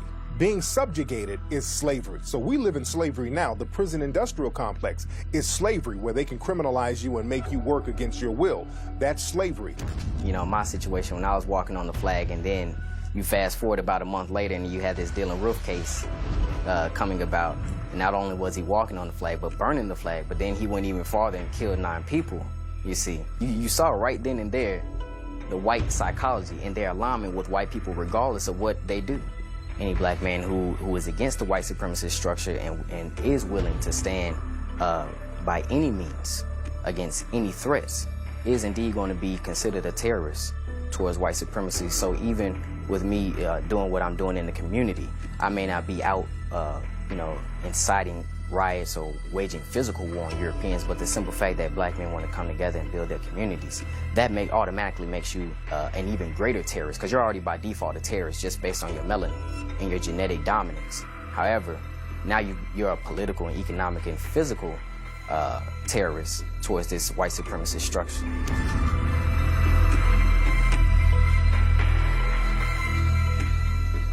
So Spingarn worked in concert with the United States government in order to give them the list of African Americans who were part of this organization, who the government believed was subversive.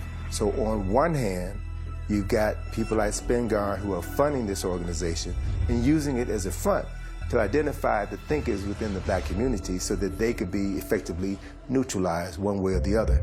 But for them still to give the Spingarn Award to black people, when Spingarn himself was turning over the membership list to Army intelligence. That's deep right there. And that's why that means you're addicted to white supremacy right there. They exist, and they've been in the NAACP, and they've been in the National Urban League, and they were in SNCC, they were in the Black Panthers, they were in the Nation of Islam, and they were in Dr. Martin Luther King's movement. They were there. And they will be in every other movement. The question becomes, at what point does the masses of our people become so strong that their presence amongst us does not matter? And that's when you're going to make a change. Because Malcolm was real clear. The one thing about Malcolm is that you never had to send an agent in on Malcolm, because Malcolm would tell you to your face.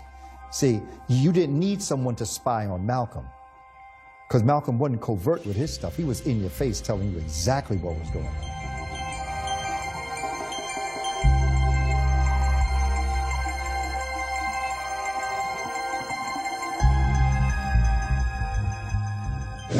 This has nothing to do with selling your soul. I mean, if you look at it that way, okay. Yeah, but depends on how you look at it. Sure. You insult my intelligence when not only they insult me, period. If they think I would tell them anything. But it would be good, and I think in many ways it might be of some benefit to your organization. You know, if in fact we can eliminate people. There's no government agency that can ever expect any information out of me that's in any way detrimental to any religious group or a black group, for that matter, in this country.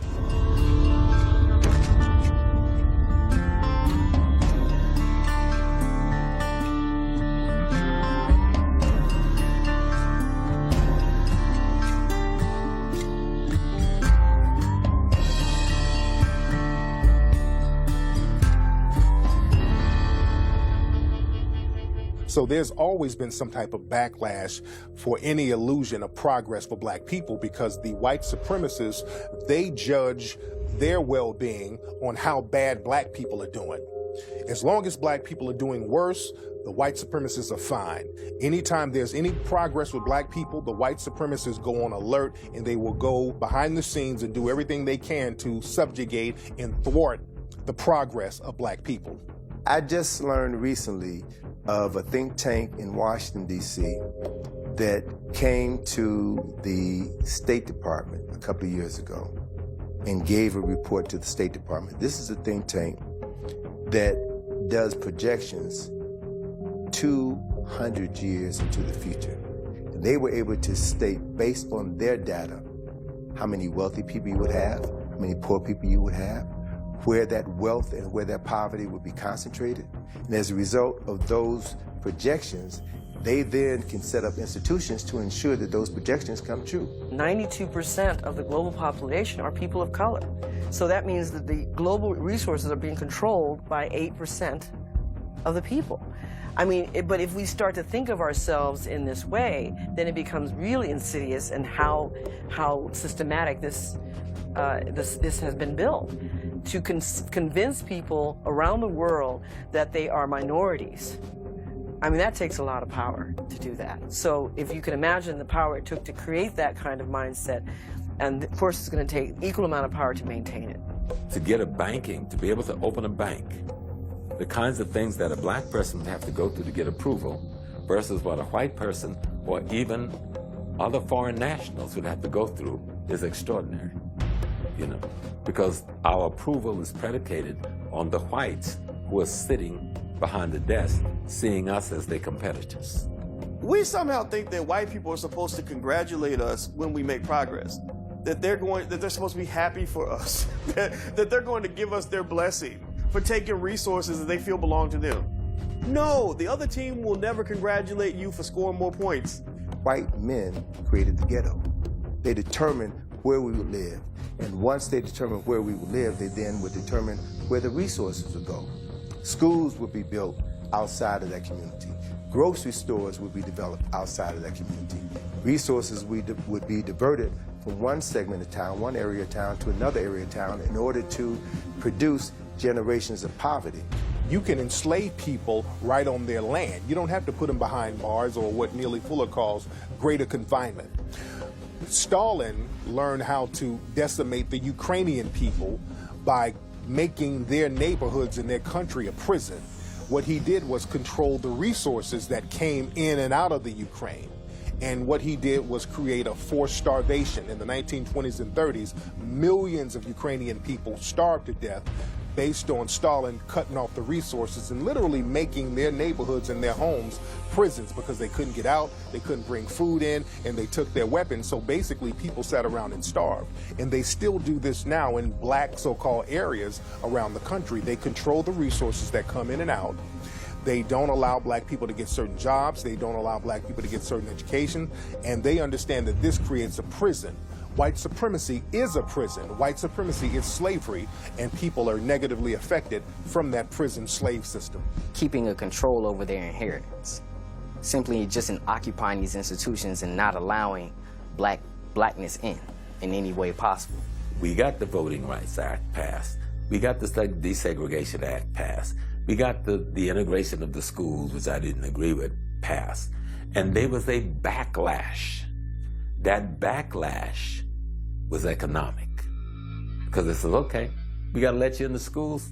Government fan, we're going to do that. Okay, we got to let you vote. We'll do that. But the one thing we can stop you from doing is making capital at the most basic level. So all the jobs y'all are doing, we're going to open our borders and we're going to bring in 12 million people who we're going to call illegal immigrants. No nation in the world allows that to occur. 2 Americans go to Mexico today, like the young white man, the Marine. He stumbled across the border and they threw him in jail.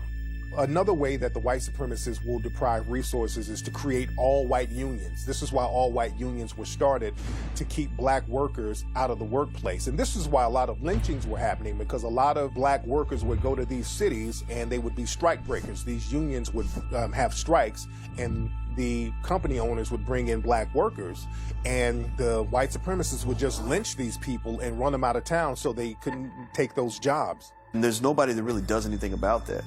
In many cases, that power was supported through violence. If you tried to challenge labor unions, you might get a baseball bat upside your head or a bullet in your back. And to this day, when you go on many of the jobs that I see in this city, I almost never see African Americans as a part of that, and that's just incredibly problematic. There was a cigar company that had on the box, "These cigars are made by white union men." So they would brag on their products. This product was made by white men. That product was made by white men in the union. So they would brag about having all white unions. You never educate a person you're going to dominate. That's a no-no. You train them. So we're trained to hold jobs. We're trained to be taught a certain way. We're not trained so that you can begin to create. And yet, blacks create everything you can think of.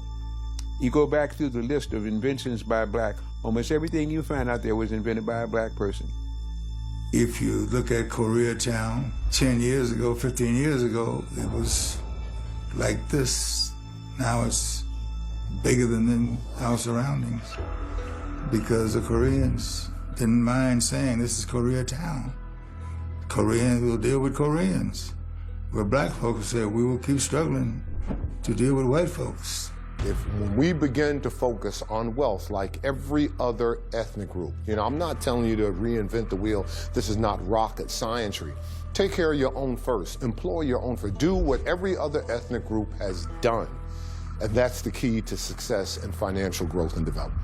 We have to regain the pride that comes with institution building, because institutions are the only way you can support the masses. You can't support the masses by integrating into a pre-existing system, especially one that's designed to oppress you, because no one's going to let you move into their house and move around all the furniture. They're just not going to do that. Where they just ran highways and freeways right through the middle of the black city. Moses wasn't the only, he did it in New York, he did it in the Bronx, he did it in Queens, but they did it in Miami. They ran the major highway right through the black community in Miami, broken it up in 4 pieces. And now they have 4 different little black sub-mayoralties running those communities. They did it in Jacksonville, Florida. They did it in South Carolina in Myrtle Beach. They ran Highway 17 straight through the black community and wiped it out. Wherever there was a prosperous black community in America, they used the concept of new freeways and stadiums to displace and misplace these people over the last 30 years. And then in the 1950s, when Dwight Eisenhower came up with this idea of developing a federal highway system, they decided to run all of these highways through the black community, dividing it in half, this highway, buying up all the property, not compensating the owners of those houses properly, and then running this highway system right through the black community. And in every instance, you had these cars, trucks, driving through this highway in the middle of the black community. So think about this, from the 50s and the 60s, they were driving vehicles filled with leaded gasoline. And so that lead now would create a cloud of lead poison that would flow up out of that highway into the communities, into the house. So what we now begin to realize is that the high levels of lead poisoning within the black community was not due to lead paint. I don't know any child who eats lead paint. It was due to the lead fumes from the cars. That's why they began taking the lead out of automobiles, because it was not only affecting black folk, it was affecting other people within the community as well. So when we began to look at targeted extermination, public assistance should be a stepping stone. And I do understand that there are so many members of our society who are in need of help and should get help. But when you get help in the way in which they're giving us help, they then can control you. Like, for instance, now they're passing laws where if you receive public assistance, you can't use it to go to the movies. There are certain foods that you cannot buy. You can't buy lobster. You can't eat out. They're saying if we're going to give you money, this is what we're going to do. So they control and they contain you. People don't like to give the streets their credit, but the people who've been successful, that's what they love to tell you about. So I'm from the South. Man, our white successful people here that love NASCAR, they love to tell you NASCAR was started because of bootleg. Oh, they love to give you the story because it's racy and dangerous. And some of my Italian brothers and sisters, they love to tell you about their cousin or their uncle or their grand uncle that used to drive for Al Capone or maybe, you know, hung out with this. They love to tell you because they crossed that hump.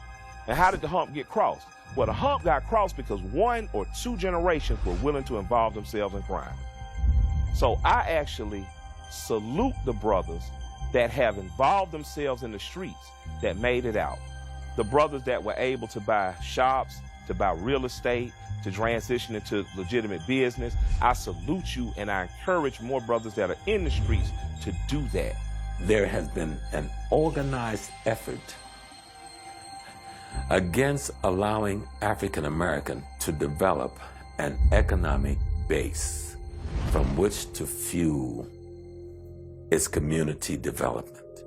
And we have never applied ourselves to a community after the desegregation took place and we started leaving the whole family concept in the South and coming north and giving up our businesses and giving up our families and chasing after what we call integration, which means to be with that man, to be a part of that man's culture. And that man didn't want us a part of his culture, and we wanted to spend our money. And so we would actually spend millions of dollars on the culture that didn't want us to be a part of it, which is foolish as hell, because if you look at the Jewish community, they understood how to work with each other and became a very powerful, powerful community. The largest African-American insurance company in these United States insured most black people in these United States at one point, at least in the Southeast. It was started by a man who had a whites-only barbershop. His name was Londo Herndon. He was a black man, but he only cut rich white businessmen hair in one of his barbershops. He picked up hella game. He got those black men. Those barbers lived a lot better than a lot of the barbers because of the price of the haircuts they were charging. And he was able to successfully build his empire off other people's dollar. Money is people. That's what money is. Money is people. A dollar is stored wealth, it's stored labor. It's money is people. And the first money was people. If I want to get something done, I say, well, you help me build my house. And I say, okay, you can have my son for 20 years. Now you're an indentured slave. You follow me? I pay for you this service with my children. The first money is people, and we haven't gotten past that. Every human organism, regardless of their ethnicity, has to have a period of time to rest. So the brain can recharge itself. Meditation and silence and quietness allows the brain to come at peace and permits other higher levels of consciousness, including creativity, to take place. By keeping you busy, constantly either working for somebody else, having your dollars circulate outside of your community, keeping you under stress with laws and systematic subjugation of people of color, gives you no time to have that period where you can be at peace, where you can rest, where you can regenerate and recharge your brain so that the neurons themselves can replicate and reproduce themselves in ways that are healthy to the organism. And you study the history of Booker Washington. There's a book out, a young lady's put out about Booker. You see that Garvey came here to implement Booker's program. Because Booker was already doing works in Africa, and one must question, why did he die so mysteriously just before Garvey got here when they were about to hook up in Union? Rich people that left Europe to come to America did not go to Ellis Island. They went to Soundview in the Bronx. That's where their boats went. Rich people went to the Bronx. And the poor people went to Ellis Island. And this is another part of history that's never really discussed. Racism was not just regulated to the South, and also when you look at the North. In New York, there's a slave plantation called Sylvester Manor that was right off Long Island. It's still in existence right now. It's a tourist attraction right now in New York that a lot of people go to. Down in Birmingham, Alabama, they have a slave plantation that's still in existence called the Arlington Plantation. and is right in the middle of the what's called West End area, which is a black area. And West End has gone through so much gentrification that the place now is just decimated. There's dilapidated houses, and around all this degradation, there's this sprawling, bright plantation. And when I went there to the Arlington Plantation, which is on Cotton Avenue, by the way, the name of the street is Cotton Avenue. And I'm there, and across the street from it is a housing project. And outside the housing project, there's a lot of black people, poor, begging. And I'm looking at the plantation, and I'm trying to find out where the slave quarters were. And then I realized, because I couldn't see the slave quarters around the back of the building, but I realized standing across the street inside of the housing project, or in front of the housing project, this is the slave quarters. This must have been where the slave quarter was. So when you look at history, nothing has changed. Nothing has changed as far as racial history. Let every black person who works hard get everything they deserve, because then that would take something away from white people. So in a way, it ends up becoming a little bit like that movie, The Hunger Games, where you have masses of the oppressed, and you take a couple of people out of the oppressed group, and you let them be successful. You treat them even better than you treat yourself, and you hold these people up as beacons of hope, so that you can maintain them. And you're telling these people, look, if you behave, if you endure your oppression, if you allow us to treat you a certain way and don't complain about it, you might have the opportunity to win the Negro lottery and become one of these esteemed elite black people who are successful. And that just does not work. What happened here was an alternative labor force was allowed in this country to do the work that the African American population was doing as a punishment to the African American population, and to handle the residuals. They escalated the prison industrial complex. We understood economic development, the value of it. We understood banking and how to use our investment dollars and how to use the power of the influence athletes had. And the athletes and entertainers and MBAs came together in the Black Economic Union to create business opportunities for young, black entrepreneurs. When the Russian billionaire used Jay-Z to convince the city of Brooklyn to dumb down the negotiating strategy for jobs in the community. You had Cornel West, who was out there with a lot of people picketing and saying, you won't build an arena in this area unless you give jobs to people in this community. And so what they did was they went and they hired Jay-Z, put him on a billboard, made it, and people believed he was a team owner when really he only owned one 1/1500th of the team. And that caused a lot of people to back away from supporting Cornel West, because they felt that they were helping their community by helping this symbolic token black person to achieve his dream of team ownership, which really wasn't even true ownership to begin with. We're the only group on the planet that allows, some other group, culture, whatever, to come in and take our dollars. And I'm not blaming them. That's common sense. They're serving our community. But you mean to tell me there's not an entrepreneur out there who got an idea for a gym shoe? And what do we know? Black males, we buy 1 out of every 5 pairs of shoes that Nike manufactures. Black females, we are 6% of the population. Black females buy 27% of all shoes and cologne manufactured here in the United States. You mean to tell me there's not a black woman out there that wants to manufacture shoes, that has an idea for a cologne? Well, we have got to find these individuals, and we got to bankroll them to make sure that becomes reality. Do what every other ethnic group has done. All you have to do is make sure that Europeans intermarry with each other and pass the wealth on. Intermarry with each other, pass the wealth on. Intermarry with each other, pass the wealth on. And then that's how it stays in white hands. And then once you've got the opposite going on in the black community, our inability to second generation it, then we're not in a position to, even when we make any money, we can't pass it on. And essentially, those are the two strategies that run parallel. Wealth and wealth being passed down. The white supremacists, they make sure that wealth is not passed down within black society because they want to have black children start off with nothing. When you start off with nothing, you start off struggling. They understand that your life is going to be difficult from that point on. And this is why they didn't allow black people to even have life insurance, because black people dying, their children could get money to start off with, like a little nest egg, and they could possibly prosper. But what the white supremacists would do, they would let black people get burial insurance. So if a black person died up until the 1960s, you would just get enough money to bury your loved ones. But they wouldn't allow black people, for the most part, to get life insurance. How do you control the black community? Take one from the record industry, the music industry, which is called the Columbia Study. Now, it wasn't Columbia University that did the study. It was Harvard University that did the study for Columbia Records. And Columbia Records wanted to know in the 60s, how do we control this music with all these black people? The music is making billions of dollars potentially, but how do we get control of it? Because black folks are demanding more and more.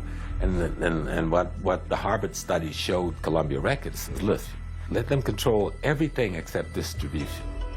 You can give them the labels, they can control the catalog, but you stay in control of distribution. And thus you control the economics of the record industry. You're going to have to restructure your thinking. And you're going to have to say, okay, what's valuable about me? Well, what's valuable about you is you are African and American, which means you have a face that'll give you a pass anywhere in the world. Man, you don't know the feeling as a black man until you get off a plane in Europe and people look at you like you God, for real. Like, I'm not playing. They look at you like, what you do? You're special, you're Nigerian, you're a doctor, you're an athlete, what do you do? But you walk with a different step, a different pride. So my thing is, you have that. Once you get outside of this, you see how glorious you are. And you have an access to money. And your dollar means a lot more across seas. And you can take that money and you can start doing something else besides whatever we're doing here now that's not working for us here. And that's just the truth. You know, you look at Steve Jobs, you look at Bill Gates, you look at the 6 black billionaires, you look at Kathy Hughes, you look at Bob Johnson and BET, you look at Dave Stewart, Worldwide Telecom. They all use the same pattern. Number one, what is it that you love to do? What do you have a passion for? What can you throw your whole heart and soul into? Question number two, you know, what would you do for free? If no one gave you financial reward for your efforts, if no one gave you financial remuneration for your efforts, what would you do because of the sheer love, you know, of doing it? Never do it for the money. If you do it for the money, you're going to fail. I mean, the greatest competitive advantage in the world is the passionate, committed mind. The passionate, committed mind cannot be defeated.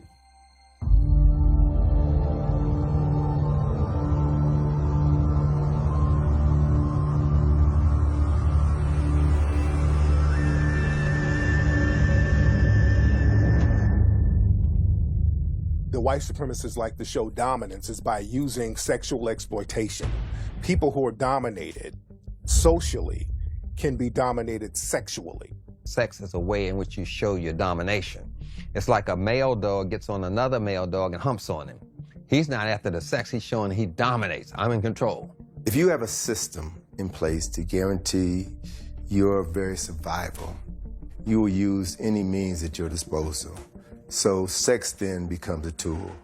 This whole idea of creating a mulatto caste is designed to create a buffer between the whites and the blacks. You give more privileges to this mulatto caste. Even Chancellor Williams, in his book, he was claiming that due to a biracial population which came about from Greek mixing with the indigenous African population there, it rose up another army which fought against their African mothers and fathers. In Africa, when the Europeans came in, the Portuguese would mate with the Africans, and their offspring would be called Lancados. And the Lancados were the offspring of African and Europeans. And what happened was the Lancados, the mixed offspring of the Europeans and the Africans, they became slave traders themselves because, again, a lot of biracial children would take on the ideology of the father. So whenever you see people talk about, well, Africans sold other Africans, this is really who they're talking about. When the Inquisition came, many of the Jews left Portugal and went to West Africa. This is during the period of the 1400s, 1500s. And they became the people who were running the slave trade. Some were Christians, some were Jews, many were Jews. And what they would do was marry African women, usually from a chieftaincy family or somebody where they can get in good. And they would use the offspring of these marriages to be the middlemen in the slave trade. That went on all over West Africa. It was the mulattoes who did Haiti as much, if not more harm than the French. Because there's this thing about white supremacy is a very infectious disease. And when you buy into the lie that white or light skin is superior to black or dark skin, then we'll find instances where a mixed race black would be more vicious than a white person, because they have to prove to the white person that I'm on your side, I'm okay. Mulattoes have always been used. The French were good at that, setting it up in Trinidad. They had the different staircases of mulattoes and octoroons, octagons, and different classifications of mulattoes. And they give the mulattoes the power over the darker skinned ones. And then on top of the mulattoes were the white people. It's another way of buffering yourself from the attack. So when black people get angry, they got to go through to beat the mulattoes to get to the white people. So that was actually a buffer zone in the manipulation and controlling the people. You had a ship full of African men, women, and children who were at the mercy of the captain and all the sailors on that crew. And those men could have sex with anybody they wanted to. The women, the children, and the men. You out at sea 3 months, tied down with these white men. There ain't no women there for the most part. When they start bringing women, they weren't even bringing women. They were bringing girls between the ages of 6 and 15 and raping them all. But they also were raping the men. Same things are happening on the plantation to demasculinize the black man. Control the slave population is to rape a father in front of his sons, or to take the biggest, baddest black man on the plantation and do something horrible to him to completely humiliate and emasculate him so that people won't respect him anymore. And that still happens to this day. In the Caribbean, they had seasoning plantations, which were plantations used to break the slaves. And one plantation or one place that had a lot of seasoning plantations was Jamaica. And people have to wonder, what were they doing on these seasoning plantations that was worse than what was happening on the regular plantations? Well, one thing that they were doing on these plantations, especially in Jamaica, they were doing a process called buck breaking, where the white supremacist slave owner or the white supremacist overseer would literally rape black men in front of the whole black population in order to break his spirit, in order to break him down as a man, in order to show dominance against him, in order to show the rest of the black population that this is not your leader. I just made your leader submit to me sexually. And this happened a lot in Jamaica. This is why homosexuality is so looked down upon in Jamaican culture today. And it was a way primarily of cutting down those who would rebel. In other words, it was a matter of power and control and domination. And they would call it buck busting, but it was really butt busting. Slavery continued until 1865 for about 2 generations, right? So how do you reconcile that? You can no longer bring in Africans, but you still have the business of slavery. So they still needed Africans to do the work down south, especially after the cotton gin was invented. So you had the creation of breeding farms. 2 of the largest slave breeding farms in the United States were on the eastern shore of Maryland and right outside of Richmond, Virginia. They literally bred black people like cattle. They would have a strong black man have sex with a healthy black woman. That woman could be his mother, his sister, his aunt, his cousin. It didn't matter, because the end product was produce a child that I can sell, bodies that I can sell and ship down to Mississippi, Alabama, Georgia, South Carolina, North Carolina. It was a business. We had breeding farms in the United States that would put one person from one plantation against another. We even had a system where if you were a breeder, male on one plantation, and a female on another plantation, or even on the same plantation, even if you were mother and son, they would mate you.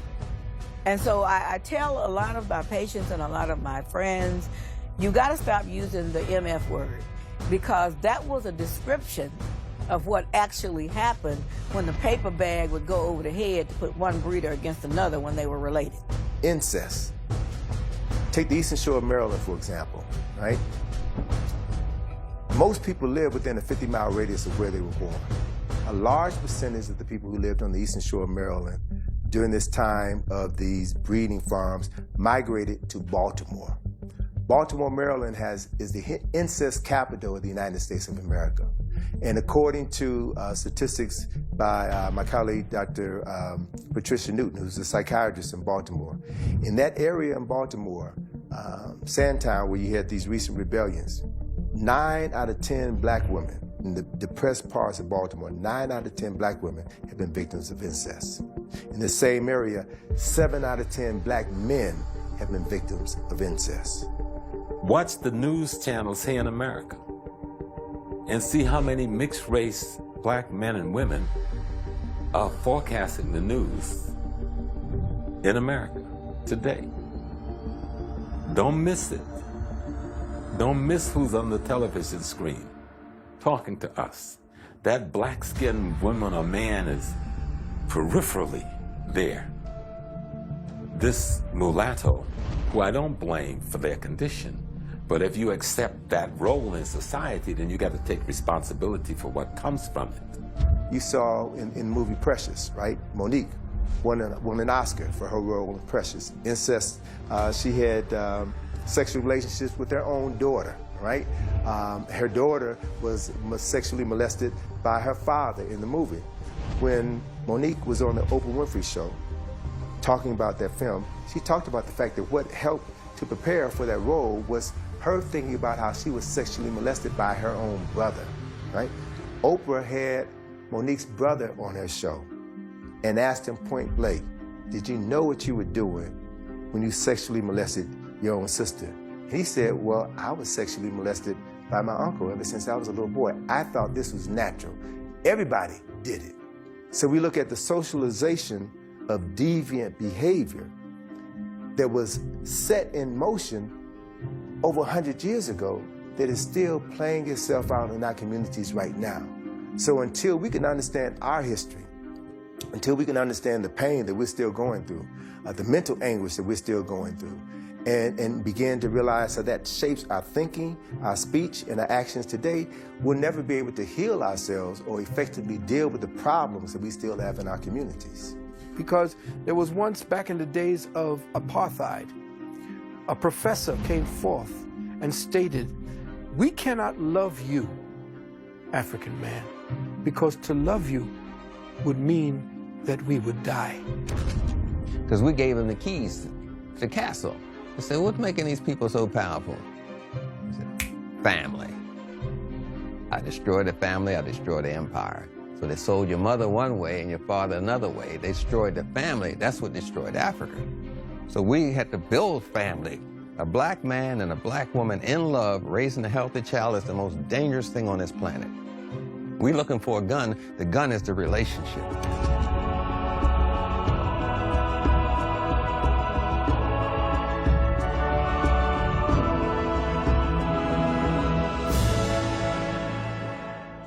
Some of the ways that black people can empower themselves, some of the solutions. One solution is what I call the CMB mentality. The C is basically you got to get a code of conduct, a way you think, a way you do business, a way you interact with other melanoid people. So we have to, first of all, condition our youth and insulate them with knowing who they are, not what someone else has described them to be. We have to not permit everything and everybody to come in and define us. You know, we take on the definitions of others. And unfortunately, those definitions were never designed to make us be empowered. Dr. John Henry Clarke used to say, you never expect powerful people to teach powerless people how to gain power. Oh, yes, you do need to vote locally because you need the type of characters that you know in office. You need to have somebody on the city council you can yell at when you go to church with their mama. And the only way that's going to happen on the zoning board. Okay, you got a business you want to open. Man, you can have your homeboy run for office, get on the zoning board. You can do that. But you got to understand politics locally. You got to go to your PTA meetings. You got to go to your neighborhood association meetings. You got to go to the city council meetings. You got to get out in your community again. Estrange yourself from the Republican and the Democratic parties. Create your own. The Democrats and the Republicans are two fangs on the same snake. First, you can't learn all these things in the public school system, and that includes college. You have to learn on your own outside of the system. You have to do your self-education, your self-evaluation, which means you're going to be lonely because nobody likes a smart Negro. I mean, if you're trying to be intelligent, talk about your history and be more aware, you're going to turn a lot of black people off. The loneliness will drive you back into getting a hair relaxer, you know? The loneliness of being intelligent. One of the challenges that black people have had is that our very psyche has been fractured through slavery, colonization, segregation, discrimination, Jim Crow. No people on the planet have gone through what we have gone through. So we've got to recognize that as a fundamental reality. That still shapes and drives our consciousness. So we are dysfunctional people. You know, we've been programmed to be dysfunctional. So it's going to take a special type of concentration of thought and energy in order to prepare our psyches. So in that context, we also can see very clearly that no people on this planet have gone through what we've gone through and progress to the extent that we progress. So that to me is an indicator that there's something in us. There's a presence, there's a power, there's a spirit, there's a force, whatever you want to call it, that's in us that has protected us to some extent. Despite all the negativity that we've gone through, something has protected us and allowed us to make something out of nothing and rise to the top despite all the opposition in our way. Know who you are, know the people you come from, and be clear about where you're going. And make sure that you leave something behind that's worth remembering. We have to start to look at education. We have to begin to educate our own children. You know, people say, can white people teach black children? Yes, they can. I've known many good European math teachers, good science teachers. My problem is that they should not teach children. My challenge is we should be teaching them. That's my situation, and that's why I've taken full responsibility as it relates to the work that I do to educate our community and to educate our people and specifically our children. If we don't do it, if we don't love and support and empower ourselves, then nobody will. Stop waiting for white people to give you permission to love yourself. There's nothing wrong with black love, even though they somehow flip that into white hatred, which we know that it's not. So, I think that establishing that awareness, putting it into action, liberating yourself economically and educationally, and then liberating others. Those are the steps we need to take, but we have to realize it's going to be a long-term process. Examine yourself and apply yourself. Whatever the available tools, use them and maximize them. And set a plan of success based upon the fact that you will never give up or give in. And then look for others like yourself to share that particular dream, that particular attitude. To gain control of the education of our children. By telling those people who are in our community, if you're going to come with your racist attitude, you come with your racist books, you come with your anti-black that says you're not going to teach my children their history, then I want you out of my community tomorrow. Or I'm going to close the schools down. It's better that the schools are closed down than to create more cripples for the prison industrial complex. But at the end of the day, you have to be responsible for your own education. Find out who you are. Find out what you were put here for. See the world. Mentor a child. Engage in the type of connections with people that give you aha moments so that you know what you've been put here to do. And then go and develop that skill. Buy whatever cheap houses or land you can. Refurbish those, rent them out, live there if you can. Start directing African-American children to trade schools and computer trades in particular, but trade.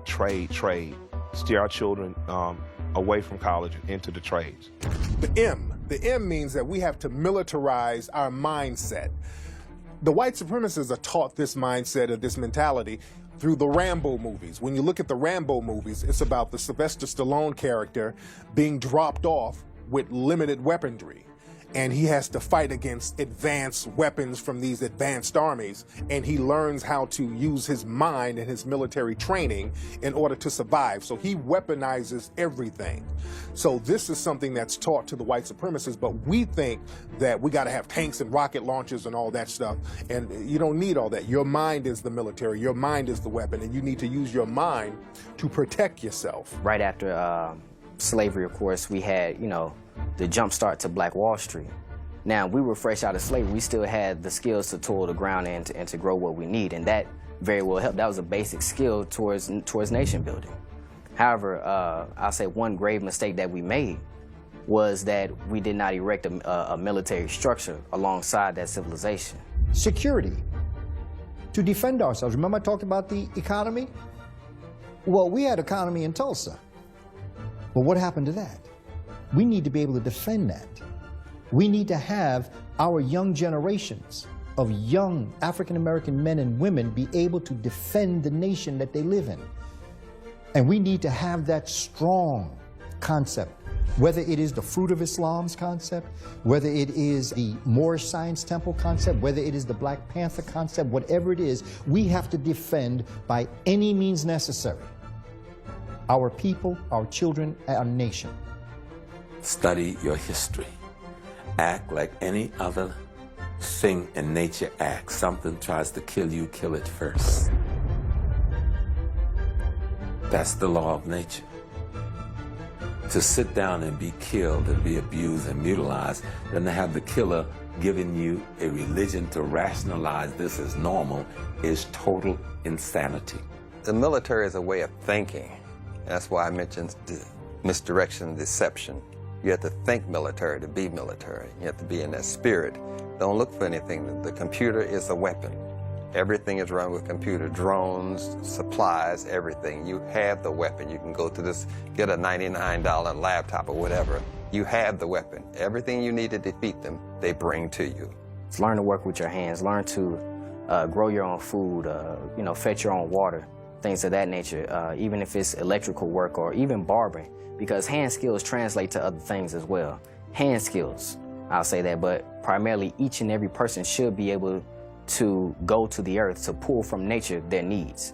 What you can do right now is to realize who you are, to know that you are descendants of geniuses, not just kings and queens. Yeah, less than 1/10 of 1% of our population was kings and queens. The mass majority of Africans were scientists, were doctors, were engineers, were architects, were laborers, were teachers, were engineers, were thinkers. That's the vast majority of our population. And that is in your DNA. That's in your DNA. We carry that with us. So this system, in order to maintain itself, has to suppress that innate genius that's inside of you. As tough as football was, as segregated as it was, in my final year, I was the most valuable player of the league. I wasn't sitting down complaining about not having an opportunity. I applied myself till I was desired to on a level that they didn't mind giving me the MVP award. I told my students in my class last spring, I said, I'm gonna give you $20, and I want you to go to the store, and I want you to get me $5 worth of lack. I want you to get me $10 worth of scarcity. I want you to go ahead and get me $1.5 pounds worth of poverty. And my students said, well, Dr. Kimbrough, that doesn't exist. You can't buy that. And I said, it does exist. Well, where does it exist? It exists in your mind. The greatest gift your Creator has ever given you is the ability to change your mind. And nothing's going to change until you change your mind. And most people that think they're conscious and aware won't talk to the Negroes who's into pig feed and ham hocks and praise the Lord. But those are the people you need. Everyone has a value when you're trying to change your system. The alcoholic can be used. They can make a Molotov cocktail out of an empty wine bottle. You have to know how to use all of them. The crackheads, you can't trash anyone. Everyone is needed in this struggle, and that's what an organizer does. They don't do that sort of thing. But we're looking for conscious people, and no. All I need is a few good men. That's what the Marines say. You don't need all those people, you just need a few good men. Black women are in the forefront of this movement again, and it's a return of what's called the Black Goddess force, the Black Goddess concept. And that is in direct opposition to the male God concept. Now, the only way this dominant energy that's hell-bent on destroying everything and everybody could be neutralized is an equally powerful and opposing force, which is now coming in the form of the black woman. So that's the era that we're moving into. And nothing that these white supremacists do can stop that. We have a lot of young people who are victims of sexual abuse, who are victims of physical abuse. That has to stop. And granted, it's a replication of what has happened to them, but we have to stop turning our heads. When we know that something is going on wrong, we have to step in. Remember back in the day, I said, next door neighbor took care of you and made sure that mama knew you screwed up. We need to be able to develop that love relationship again with each other. And the third thing is B. That means build. And you build your economy. And you build by having an empowerment mindset. It's not about hitting the lottery. It's not about getting a record contract. It's not about getting a football contract. It's all about everything you do, your actions, everything you think should be about building and empowering yourself as a melanoid person. Now, what we need to do is convince 1 million black people to find 1 to 3 banks that they support. And take $100, I would love to do it just with one bank. Will you take 1 million black people to take $100 and on one day deposit it into that one black bank? That one black bank gains $100 million in acquisition in one day. And they can start making loans out against that money for homes the next day. Your GDP is $1.7 trillion. You are 13% of the population, but you are 1/10 of the U.S. economy. I told you there are 35,000 black millionaires in the United States. You are equal to Qatar. Qatar is one of the wealthiest countries on the face of the earth. You have 35,000 black millionaires in the United States. There are a pool of 34 million African Americans. You have 30,000 individuals in Qatar who are millionaires, but there are less than 1 million people who live in Qatar. Why? Because they talk economic development, because they talk entrepreneurship. They're all over the world building businesses. Get over this victim mentality, black America. Get over this, damn it, oh, woe is me. Your creator doesn't know anything about that. Quit trying to limit the unlimited and see how far you can go. Their God is money. They speak of God more on their currency than in the Bible. Because every bill, every coin says, in God we trust. They don't say, in the word of God we trust. It says, in God we trust, and in God is their money. Take their money. I think getting back to cooperative farming, and in the instances in the inner cities where you cannot do that, you forming food co-ops among African groups, African people in America, and buying your foods from people who grow organic foods is critical. Because people say, oh, it's expensive. Not if you have a co-op, it's not expensive. So we have to look at that as a factor. We need to look at economics. Need to look at that. Need to understand what economics is. And although I realize that money could be the root of all evil, it's also the root of success if you use it properly. We have to be real clear. We've got to spend our money in order that our nation is able to rise up out of this. I'm not into nation building, I'm into empire building. And to do that, you have to have a strong economic base. The first thing we need to do is study our history. The second thing we need to do is any businesses that do not serve our community, that treat us like they are parasites and we sacrifice, let's stop being their sacrifice by putting our money in our pocket and finding someplace else to spend it. We made $1 trillion last year and we gave it to the people who hate our guts. Let's take that $1 trillion and open businesses for ourselves. We need to get serious about business. We need to get serious about entrepreneurship. We need to get serious about building residual income streams. And we need to find ways of being able to second generation it and pass it on to the next generation. And they have to be instructed, the second generation have to be instructed This is what I've passed down to you, multiply it by 10 and pass that down to your children. And then essentially we then keep that program rolling. We need to go into our bookstores, go online to all of the black businesses, and we have to start to subscribe to them, and we start purchasing things. I do realize there are some things that our people do not manufacture that we need. I understand that. And under those circumstances, of course, you need to get your product.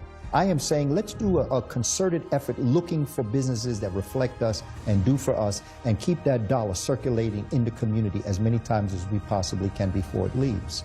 And that's why people who say our history ain't nothing work so hard to keep it away from us. When you know who you are, you know what to do next about your well-being.